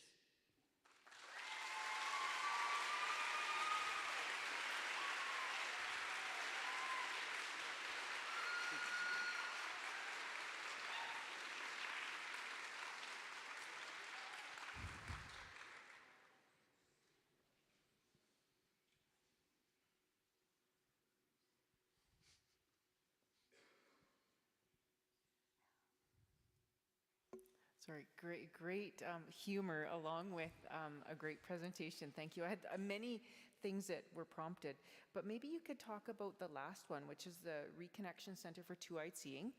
How will you pay for that, or how will we pay for that as the company that needs to take this? Where do you see that financially possible? Although we like the idea, how will we pay for it? Jake, you want to take this one? So I can take this one. So the Reconnection Center is more of just an up from a nature center. And so we wouldn't necessarily have to create a new nature center, but convert an old nature center into this two-eyed seeing center. And then we can add Indigenous teachers and Indigenous leaders to it, where they can help educate the community, and then you can generate revenue through it by hosting programs and encouraging school trips, using it for other educational things in the community. I would also add using locally sourced timber from the operation and mass timber for any renovations or new constructions that need to occur will be a cheaper option than importing timber from other areas. So that'll be a cost-cutting measure we will take. And then we will also search for government grants under the Truth and Reconciliation Council and the Canadian government to ensure that any other costs are paid for so that the center doesn't come in at a loss. I wanted to say well done to you all. You had a great pace to each of your presentations, which is something that is very hard to control with the nerves. So congratulations on that. That takes a lot of control and practice. I wanted to ask, I have an Uncle Dave.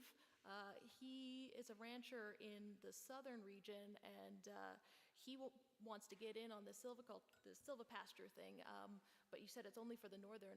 What can you do for my Uncle Dave? So when we reference the southern section of the FMA, it's not necessarily southern Alberta. It is just the two sections of it. There's a northern section that is mostly foothills and then also a little bit of Chernozemic soils and parkland. The southern section is almost entirely montane. So when we reference the southern section, it's not southern Alberta. But as we mentioned, being able to lease this land for silvopasture, even in the north and other parts of Alberta, it's incentivized because it's not free land, but it's going to be cheaper than getting your own land. And also, these silvopasture systems give the cattle a diversified diet. If you've ever heard of free-range cattle or anything like that, grass-finished even, these kinds of things are often marketing methods that they use to sell more product. And that's another way, another incentive for the farmers to use silvopasture wherever it may be available. And this is a broad-scale project where, for the majority of cases, we're going to try and keep silvopasture in the northern regions because it's less impactful on the soil. However, like with traditional regulations, there could be addendums that allow for certain areas, limited areas in the southern region to still use silvopasture. I would also like to add, just because your Uncle Dave lives in the southern region doesn't mean he can't utilize the northern region to hold his cattle as well.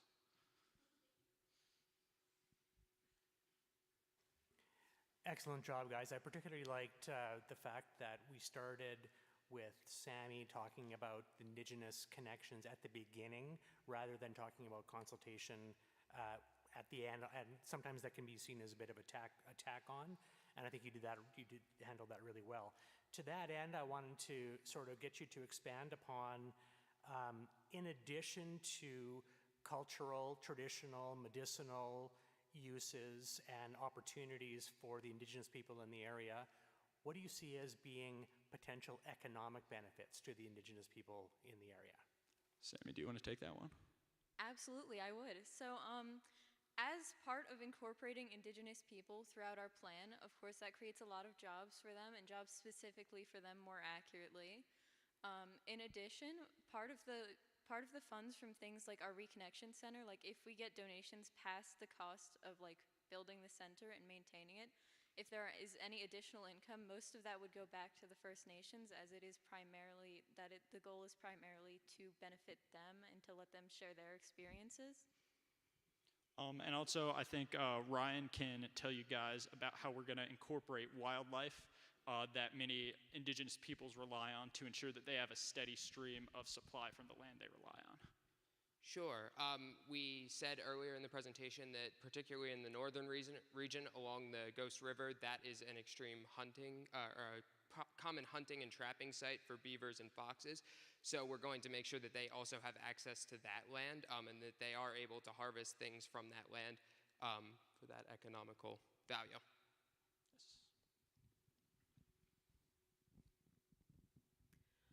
What did you find to be the most challenging component of the plan that you presented to us? The most challenging part was the scale, honestly. I mean, it was over 500,000 acres that we had to create a project for. And for us, we love to be specific in everything we do. We try to get into the minutiae, into the details of everything, but trying to cover such a large area and also be as specific as we want it to be is really, really difficult. If I give an example, with the silvopasture, we would have loved to go really deep into the specific soils that we would have liked to do it in, the specific areas in both regions, but with such a large area and so much to cover, it doesn't make sense when it comes to time. So definitely trying to manage covering a large area and also being specific enough to have good content. I would also like to add that the details are really where we plan for Indigenous knowledge to come in, because all of these things that we highlighted for you, all are Western science-based strategies, are something we can implement, but we need the knowledge, the context from the Indigenous knowledge of the land that they've had for millennia to be able to plan out the specific details and ensure that our plan is robust, not just at a large scale, but at a small scale as well.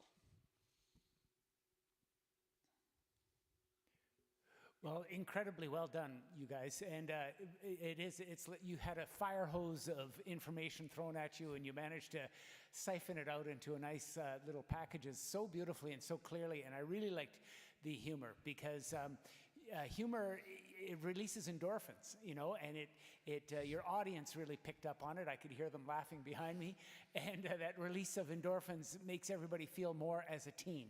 And so there's a valuable component to doing silly things up on stage and in presentations, and how you then immediately switched back to the serious. I think you piqued people's interest, and you kept the audience in the palm of your hand, which is really good. I was just wondering, you know, there's so many components to this. It's so complex. How will the company monitor the success of the various components? Sure. So as I talked about in wildlife, we're going to outsource some of our labor to other, or not labor, but specialties to other fields, hiring wildlife biologists specifically to monitor our wildlife populations, making sure that they're not being impacted, hydrologists to make sure that the water shed isn't being affected, Indigenous people to consult and make sure that we're protecting their land. getting outside information from other subject matter experts, soil scientists, anything like that, so that way it's not all concentrated on just the forestry and the forestry harvesting side, but we're also talking to industry experts to make sure that we are doing everything we can to not only have a profitable business, but also protect the native wildlife and other things that we want to make sure that we don't disturb. As mentioned before, it's such a large land area, it will need an all-hands-on-deck approach, especially as our forests are going to become more vulnerable in the face of climate change. So we'll need land managers, we'll need wildlife biologists, hydrologists, First Nations peoples, cattle ranchers, people from all over Alberta to come and protect this ecologically and economically valuable land area that so many people rely on. And this may be a changing document as moving forward in the future, new technologies and new methods may be found where just wildlife monitoring, being able to be aware of how the shifting composition of our forests is changing as climate change occurs, being able to monitor that while monitoring the new techniques that are coming up from around the world, we can then utilize those to better improve forest production.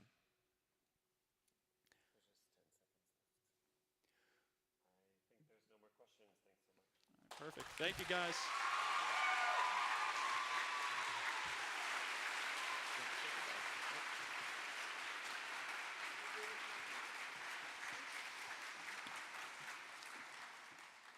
All right, folks, you've got another 10-minute break. Make sure that you are back here to see the final presentation.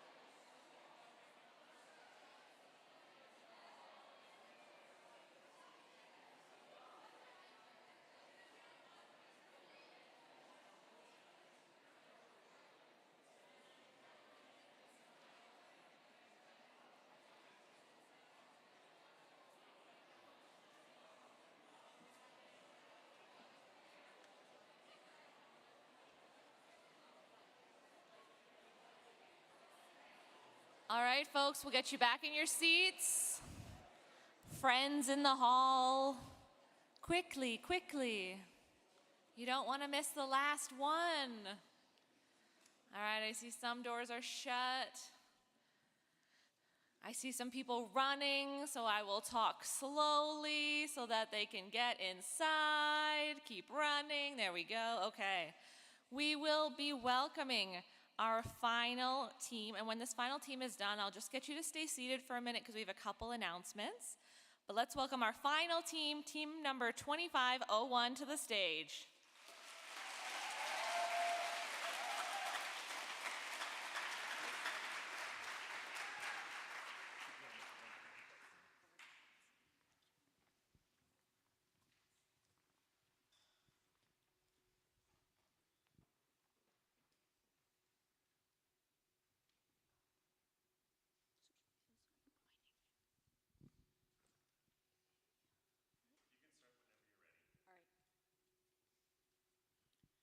Before we begin, I would like to acknowledge that we are standing on the traditional, unceded territory of many First Nations.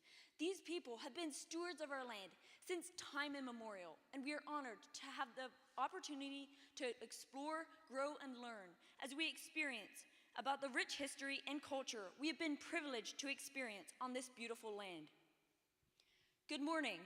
You have tasked us with proposing a plan that makes your business more resilient in the face of a changing climate and increases the role that forests play in reducing climate change by altering forest management practices. Our plan will be adapted to the medium global emission scenario RCP 4.5.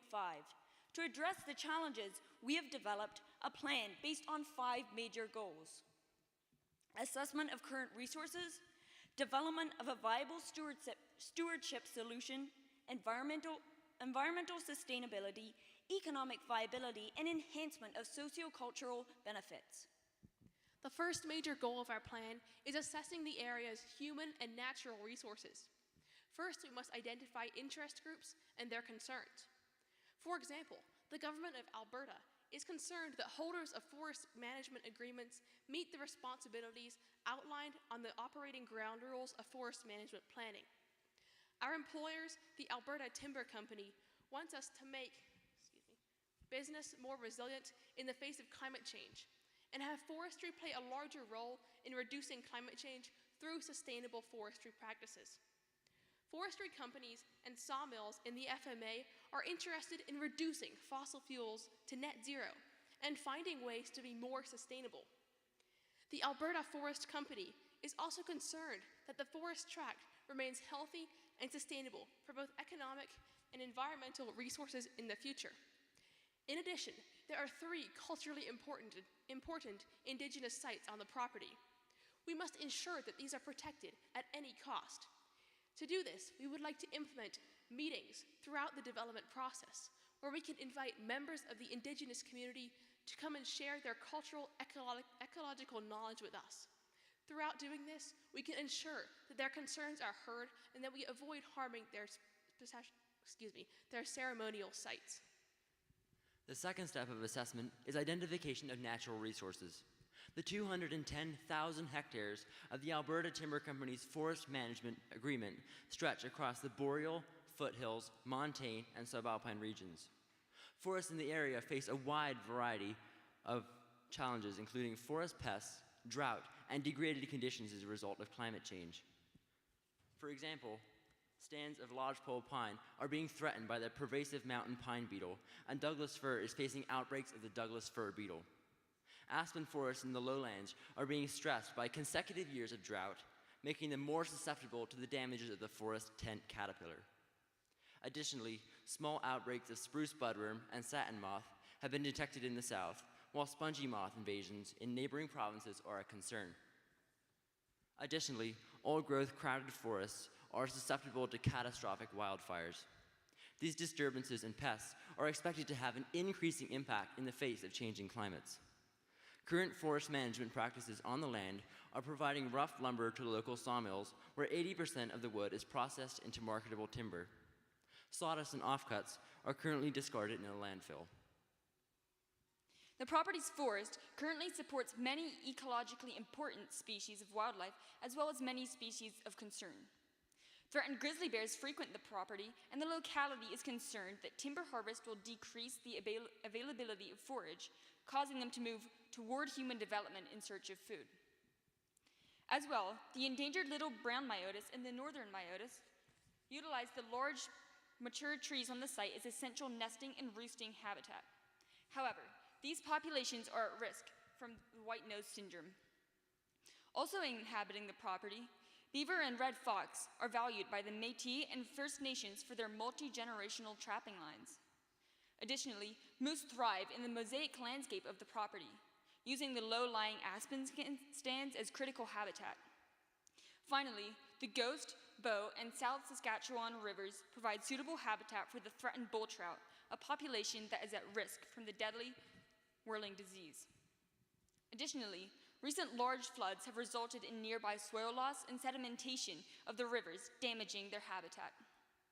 With these challenges in mind, the 4 greatest issues we have identified are timber production sustainability, cultural heritage protection, species of concern protection, and mitigation of threats to future ecosystems.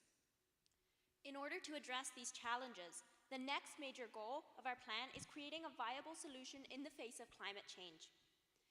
The first step of this is ensuring sustainable timber production. The Alberta Timber Company wants to improve the sustainability of the property's timber supply and is committed to becoming carbon neutral while using 100% of the materials taken to the local sawmill.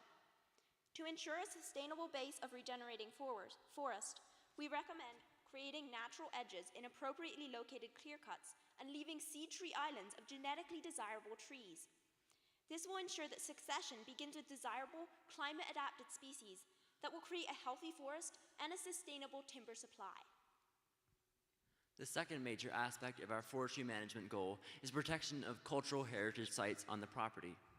Located north of the Ghost River, an ancestral trapping site provides trapping opportunities for local First Nations people who prize the hides of beaver and red fox.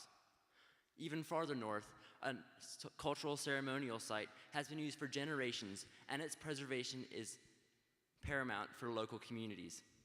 Farther west, a naturally occurring patch of rat root has been used for centuries for medicinal relief.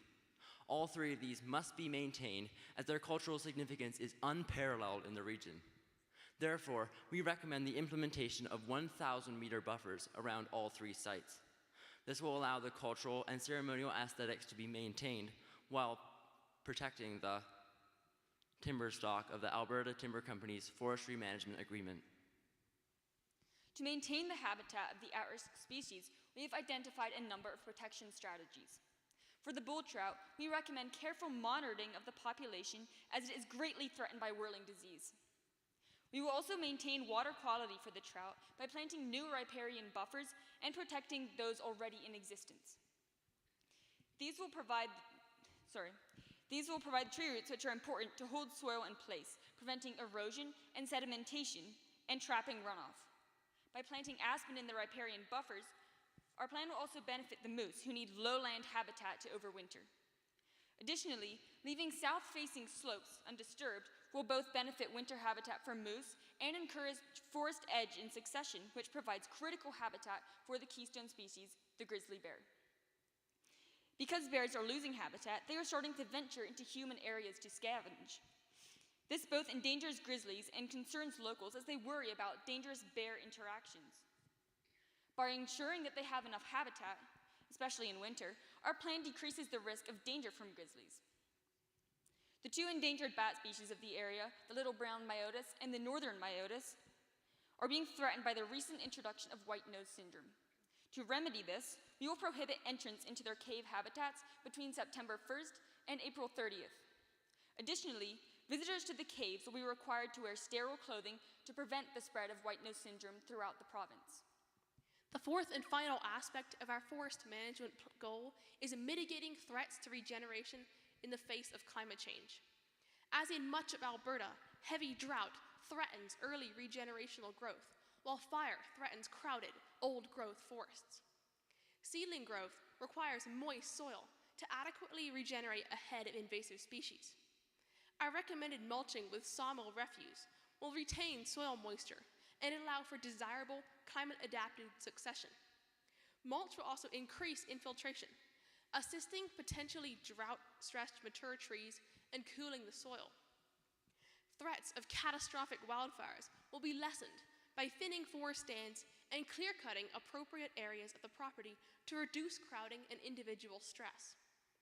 Another threat to stand regrowth as climate change continues is maintenance of biodiversity and species composition. To ensure that biodiversity is maintained, we recommend the preservation of seed tree islands that include multiple species of seed-producing trees. These trees maximize carbon storage and provide healthy genetics for future forests.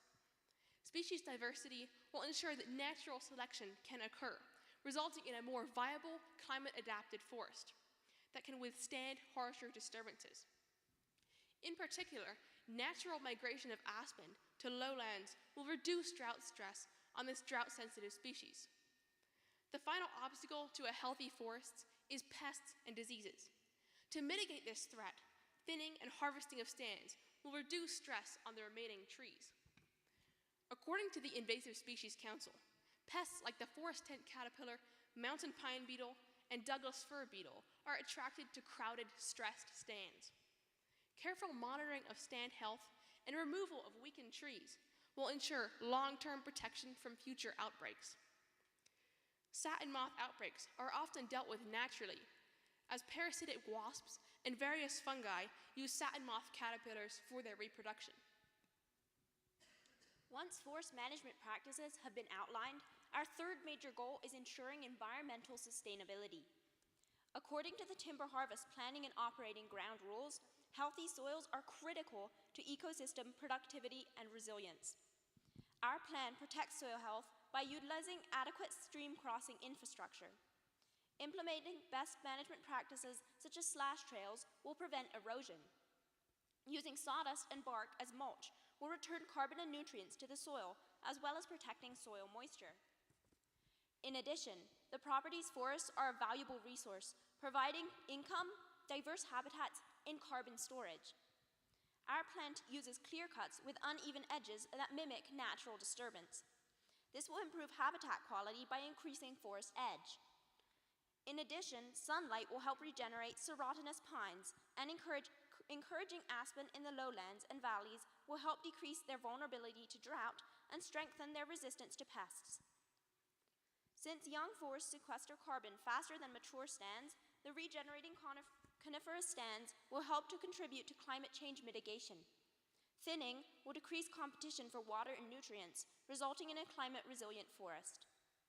Leaving more riparian buffers will help to create a mosaic landscape that maximizes carbon storage and sequestration. Additionally, the Yale School of Forestry states that buffers filter 60% of pollutants, protecting sensitive water bodies like Bow River, which is home to the threatened bull trout. According to the Soil Quality Institute, trees filter runoff and absorb contaminants, protecting both surface and groundwater as well as aquatic organisms. Food shortages for grizzly bear will be addressed by the presence of edible plants in regenerating areas. Lowland aspen and willow will also provide browse for ungulates. To ensure the health of the little brown myotis and northern myotis, harvest cuts will avoid critical roosting areas. To ensure general species health, buffers will connect undisturbed areas, forming wildlife corridors between harvest sites. Since the Nature Conservancy has identified fragmentation as the greatest threat to species health, ensuring habitat connectivity will be essential in mitigating the effects of climate change. According to the Nature Conservancy, a healthy ecosystem is directly linked to a healthy economy. Effective environmental stewardship does require significant financial investment, but a healthy forest, in turn, provides long-term goods and services to offset this. Therefore, economic viability is the fourth major goal of our plan. We acknowledge that our plan will incur significant initial investment. Because the aspen are more vulnerable to forest tent caterpillar when they are in drought conditions, we recommend planting trembling aspen near streams. This will not only be beneficial for the aspen, but will also provide critical wildlife habitat and act as a riparian buffer. We estimate the cost of planting the aspen seedlings to be around $60,000. Additionally, our company is required by law to plant 3 trees for every one we harvest. Therefore, the cost of reforestation will amount to around $200,000. To determine the type of tree we should plant, we will hire a specialist to ensure that we are following the restrictions specific to the seed zones. This will cost an additional $30,000. For logging practices, we anticipate that several access roads and bridges will need to be installed. We will make sure that the bridges in specific align with Section 2.18 of the Operating Ground Rules. Since these access roads and bridges must be reclaimed and the sites returned to their former state every 3 years, we predict the infrastructure cost to amount to $200,000. Lastly, we expect the combined labor costs of all these steps to add up to $30,000. Therefore, the estimated total cost of our plan is $520,000. However, the overall benefits of this plan far outweigh the initial costs. We plan to transport the chips and sawdust from the sawmill to the nearby forest instead of to a landfill. As a result, the owners of the sawmill will no longer have to pay waste charges. Timber harvest from the property will bring in about $1 million over a 5-year span. The Alberta Timber Company could also apply for various grants. For example, stewardship grants of up to $50,000 are available from the Alberta Eco-Trust Foundation. The Sustainable Forestry Initiative also offers grants of up to $30,000 to support sustainable forest management practices. In addition, financial and technical assistance is available from Alberta's Climate Resiliency Program. Additionally, the forest tract we are working on can be sold in carbon offsets to the sawmills. This will bring in around $35,000.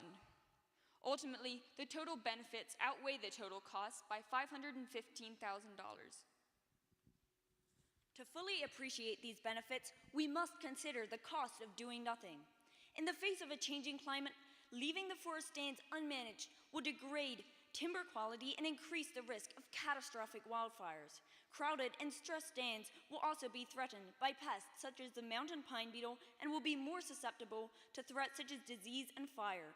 In fact, the US EPA has found that failure to address these management issues will incur long-term environmental damage costs that are 40 to 80 times more expensive than preventative measures.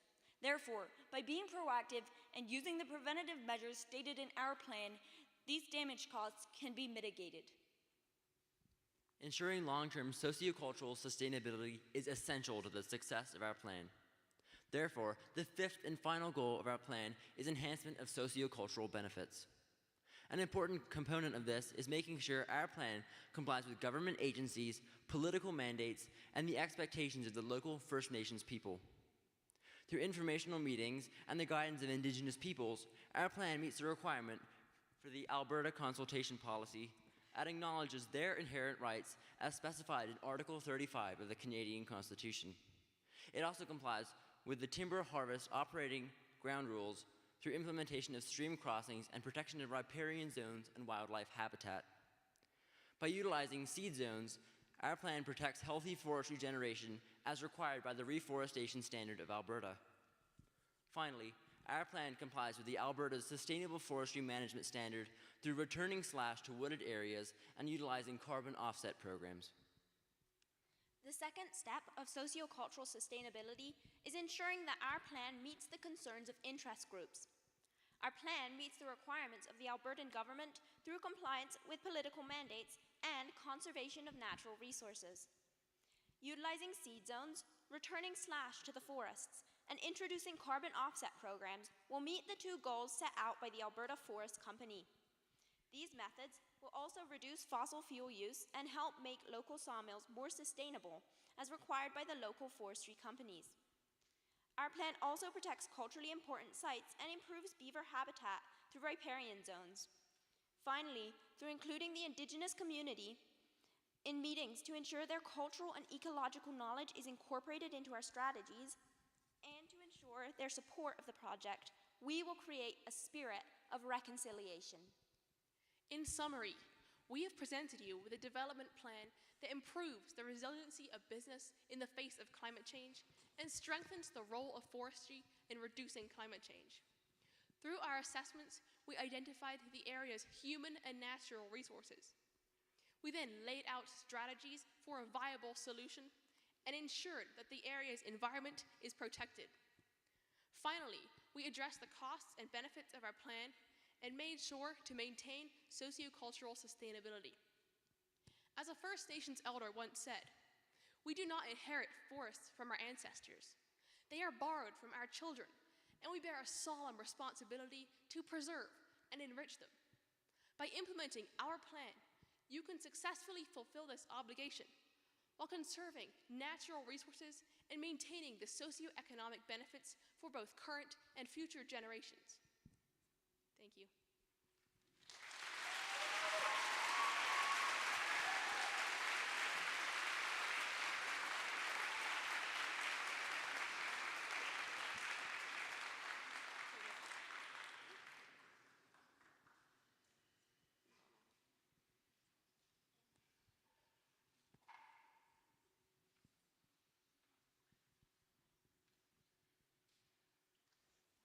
Thank you. That was really, really good, and it had some really good innovations. One of the things that you talked about was the three interest groups you identified, which was one of which was the Alberta government. And so I'm wondering, you may or may not be from Alberta, but what Alberta government considerations do you think we need to keep on top of that might be more challenging or tricky in implementing this plan? So, of course, we are operating on Crown land, so the government is the #1 owner of this land. Your company just has a tenure on this land for however long you plan on managing it. So any operation and operating ground rules that the government wants to put in place is the priority for this project. For example, there's the reforestation standard, there's the operating ground rules of timber supply and harvest, and a whole bunch of other ones that we have to comply with in order to make this work. Yeah, it is very important for us to follow all the rules, as he was mentioned, laid out by the Alberta government. As we learned from Mr. Kirk Harthwood yesterday, we must get every step of our plan approved before we can move on to the next. And that is the most important thing in making sure our plan is viable. We would also hire specialists who know the Alberta government better than we do to help us make sure that we are complying with their standards. And we'd also work very closely together with the First Nations people before moving on with any part of our plans to make sure that their concerns and knowledge is incorporated into our plan. So if we were, if we were to get tourists onto the site or have recreational opportunities on the site, like on the rivers or something like that, we would need to work really closely with the government to make sure that we're not upsetting any laws or regulations that they have on that, just in a specific example.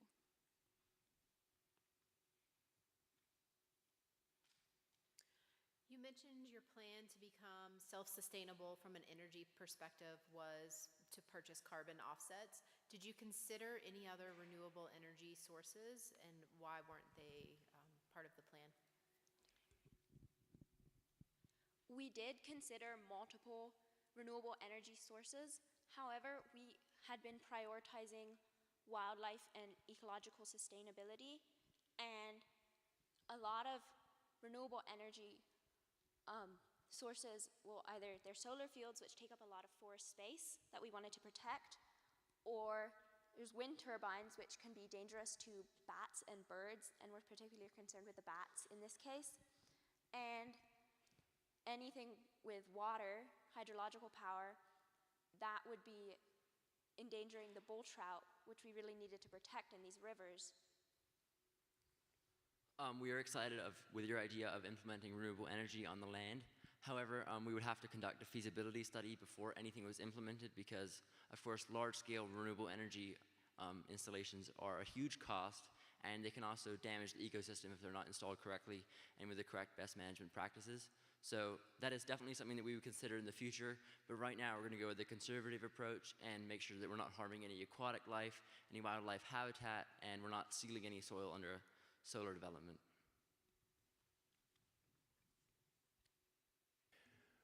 Well done, you guys. Fantastic. And I especially appreciate the conclusion of the First Nations elders' comment about preserving the forest for future generations. I think we could all pay attention to that in a lot of different policy, including in our own home. But I'm just curious about the carbon offsets. You know, it's a portion of our sustainability concept that I've often thought about, and I just wonder if you could elaborate a bit more on how carbon offsets would be used. So in specific, we were thinking that the best carbon offset program to apply here would be Canada's Greenhouse Gas Offset Credit System, which is a federal program that allows the forest management planners, who are basically like us, I guess, to sell the carbon that the trees on the property that they're managing intakes. Typically, this would be to a large company who needs to reduce their carbon footprint. In this case, however, we were recommending that the sawmill company would purchase these carbon offsets to offset the carbon that they're putting into the air, because their main aim was to reach net zero, which could have been done with sustainable energy, but in this case, we are recommending carbon offsets as they could use the exact surrounding forest around them. So carbon offsets require an initial consultation that assesses the amount of carbon in the trees and how fast the trees are growing to sequester carbon. And then they typically will set a limit to how many trees you can remove while keeping those carbon stocks sustainable. And then, even though you can still have an active silvicultural program on the land, you're also making sure that carbon is still going into the ground and into the forests that helps to prevent climate change.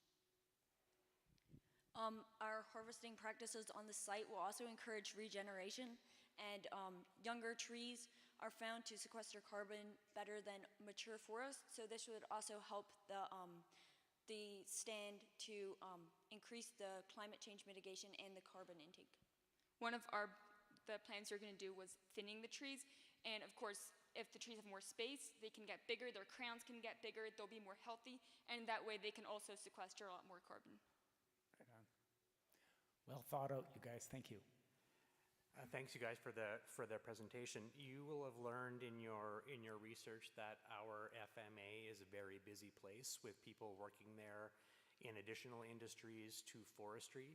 Can you talk about how you would work? You could identify one of those industries and how you might work to improve sustainability working with those industries. So in the northeast corner, I believe there's agrarian land, and I believe that that's available probably for lease for local graziers.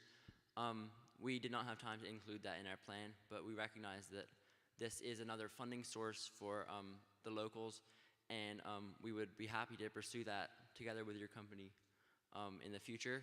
We just didn't have time to put that in, and we also were hesitant to put too many cows on the land, as overgrazing is a huge problem that can degrade aquatic life and permanently destroy the soil. Another thing I would like to mention is that throughout the development process, we are going to be holding meetings with any local stakeholders. And in this way, we can ensure that we hear the concerns of any companies or organizations within our FMA that might like to have a suggestion or other way we could help them.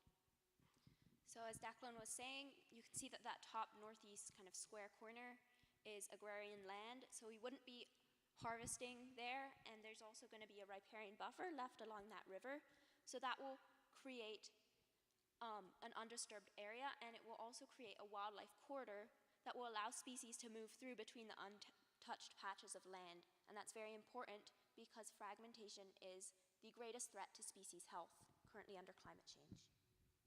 Another sect of society we considered in this plan was recreationalists, who might value this property as like a dirt biking area or maybe rafting on the rivers.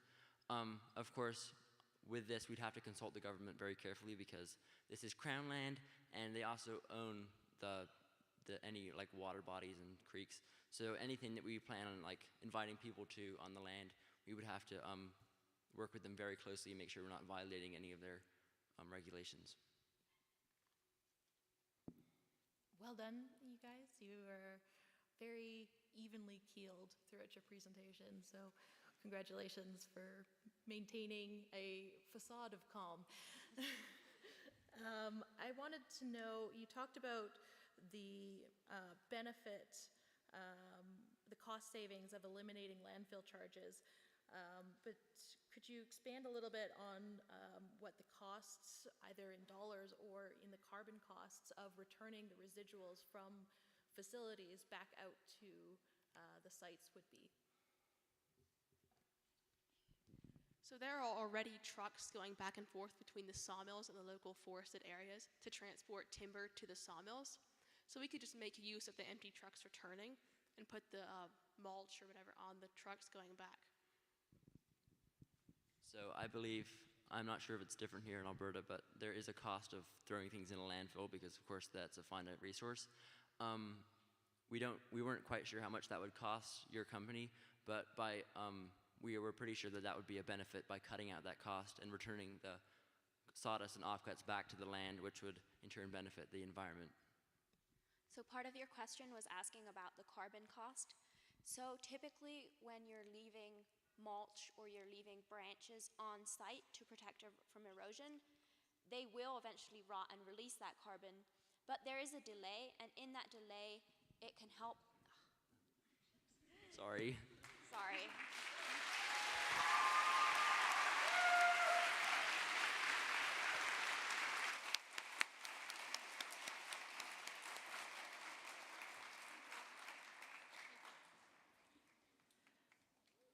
All right.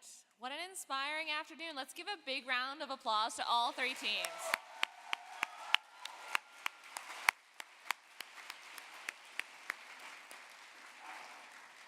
All right, while our judges do their final deliberations, how are we feeling?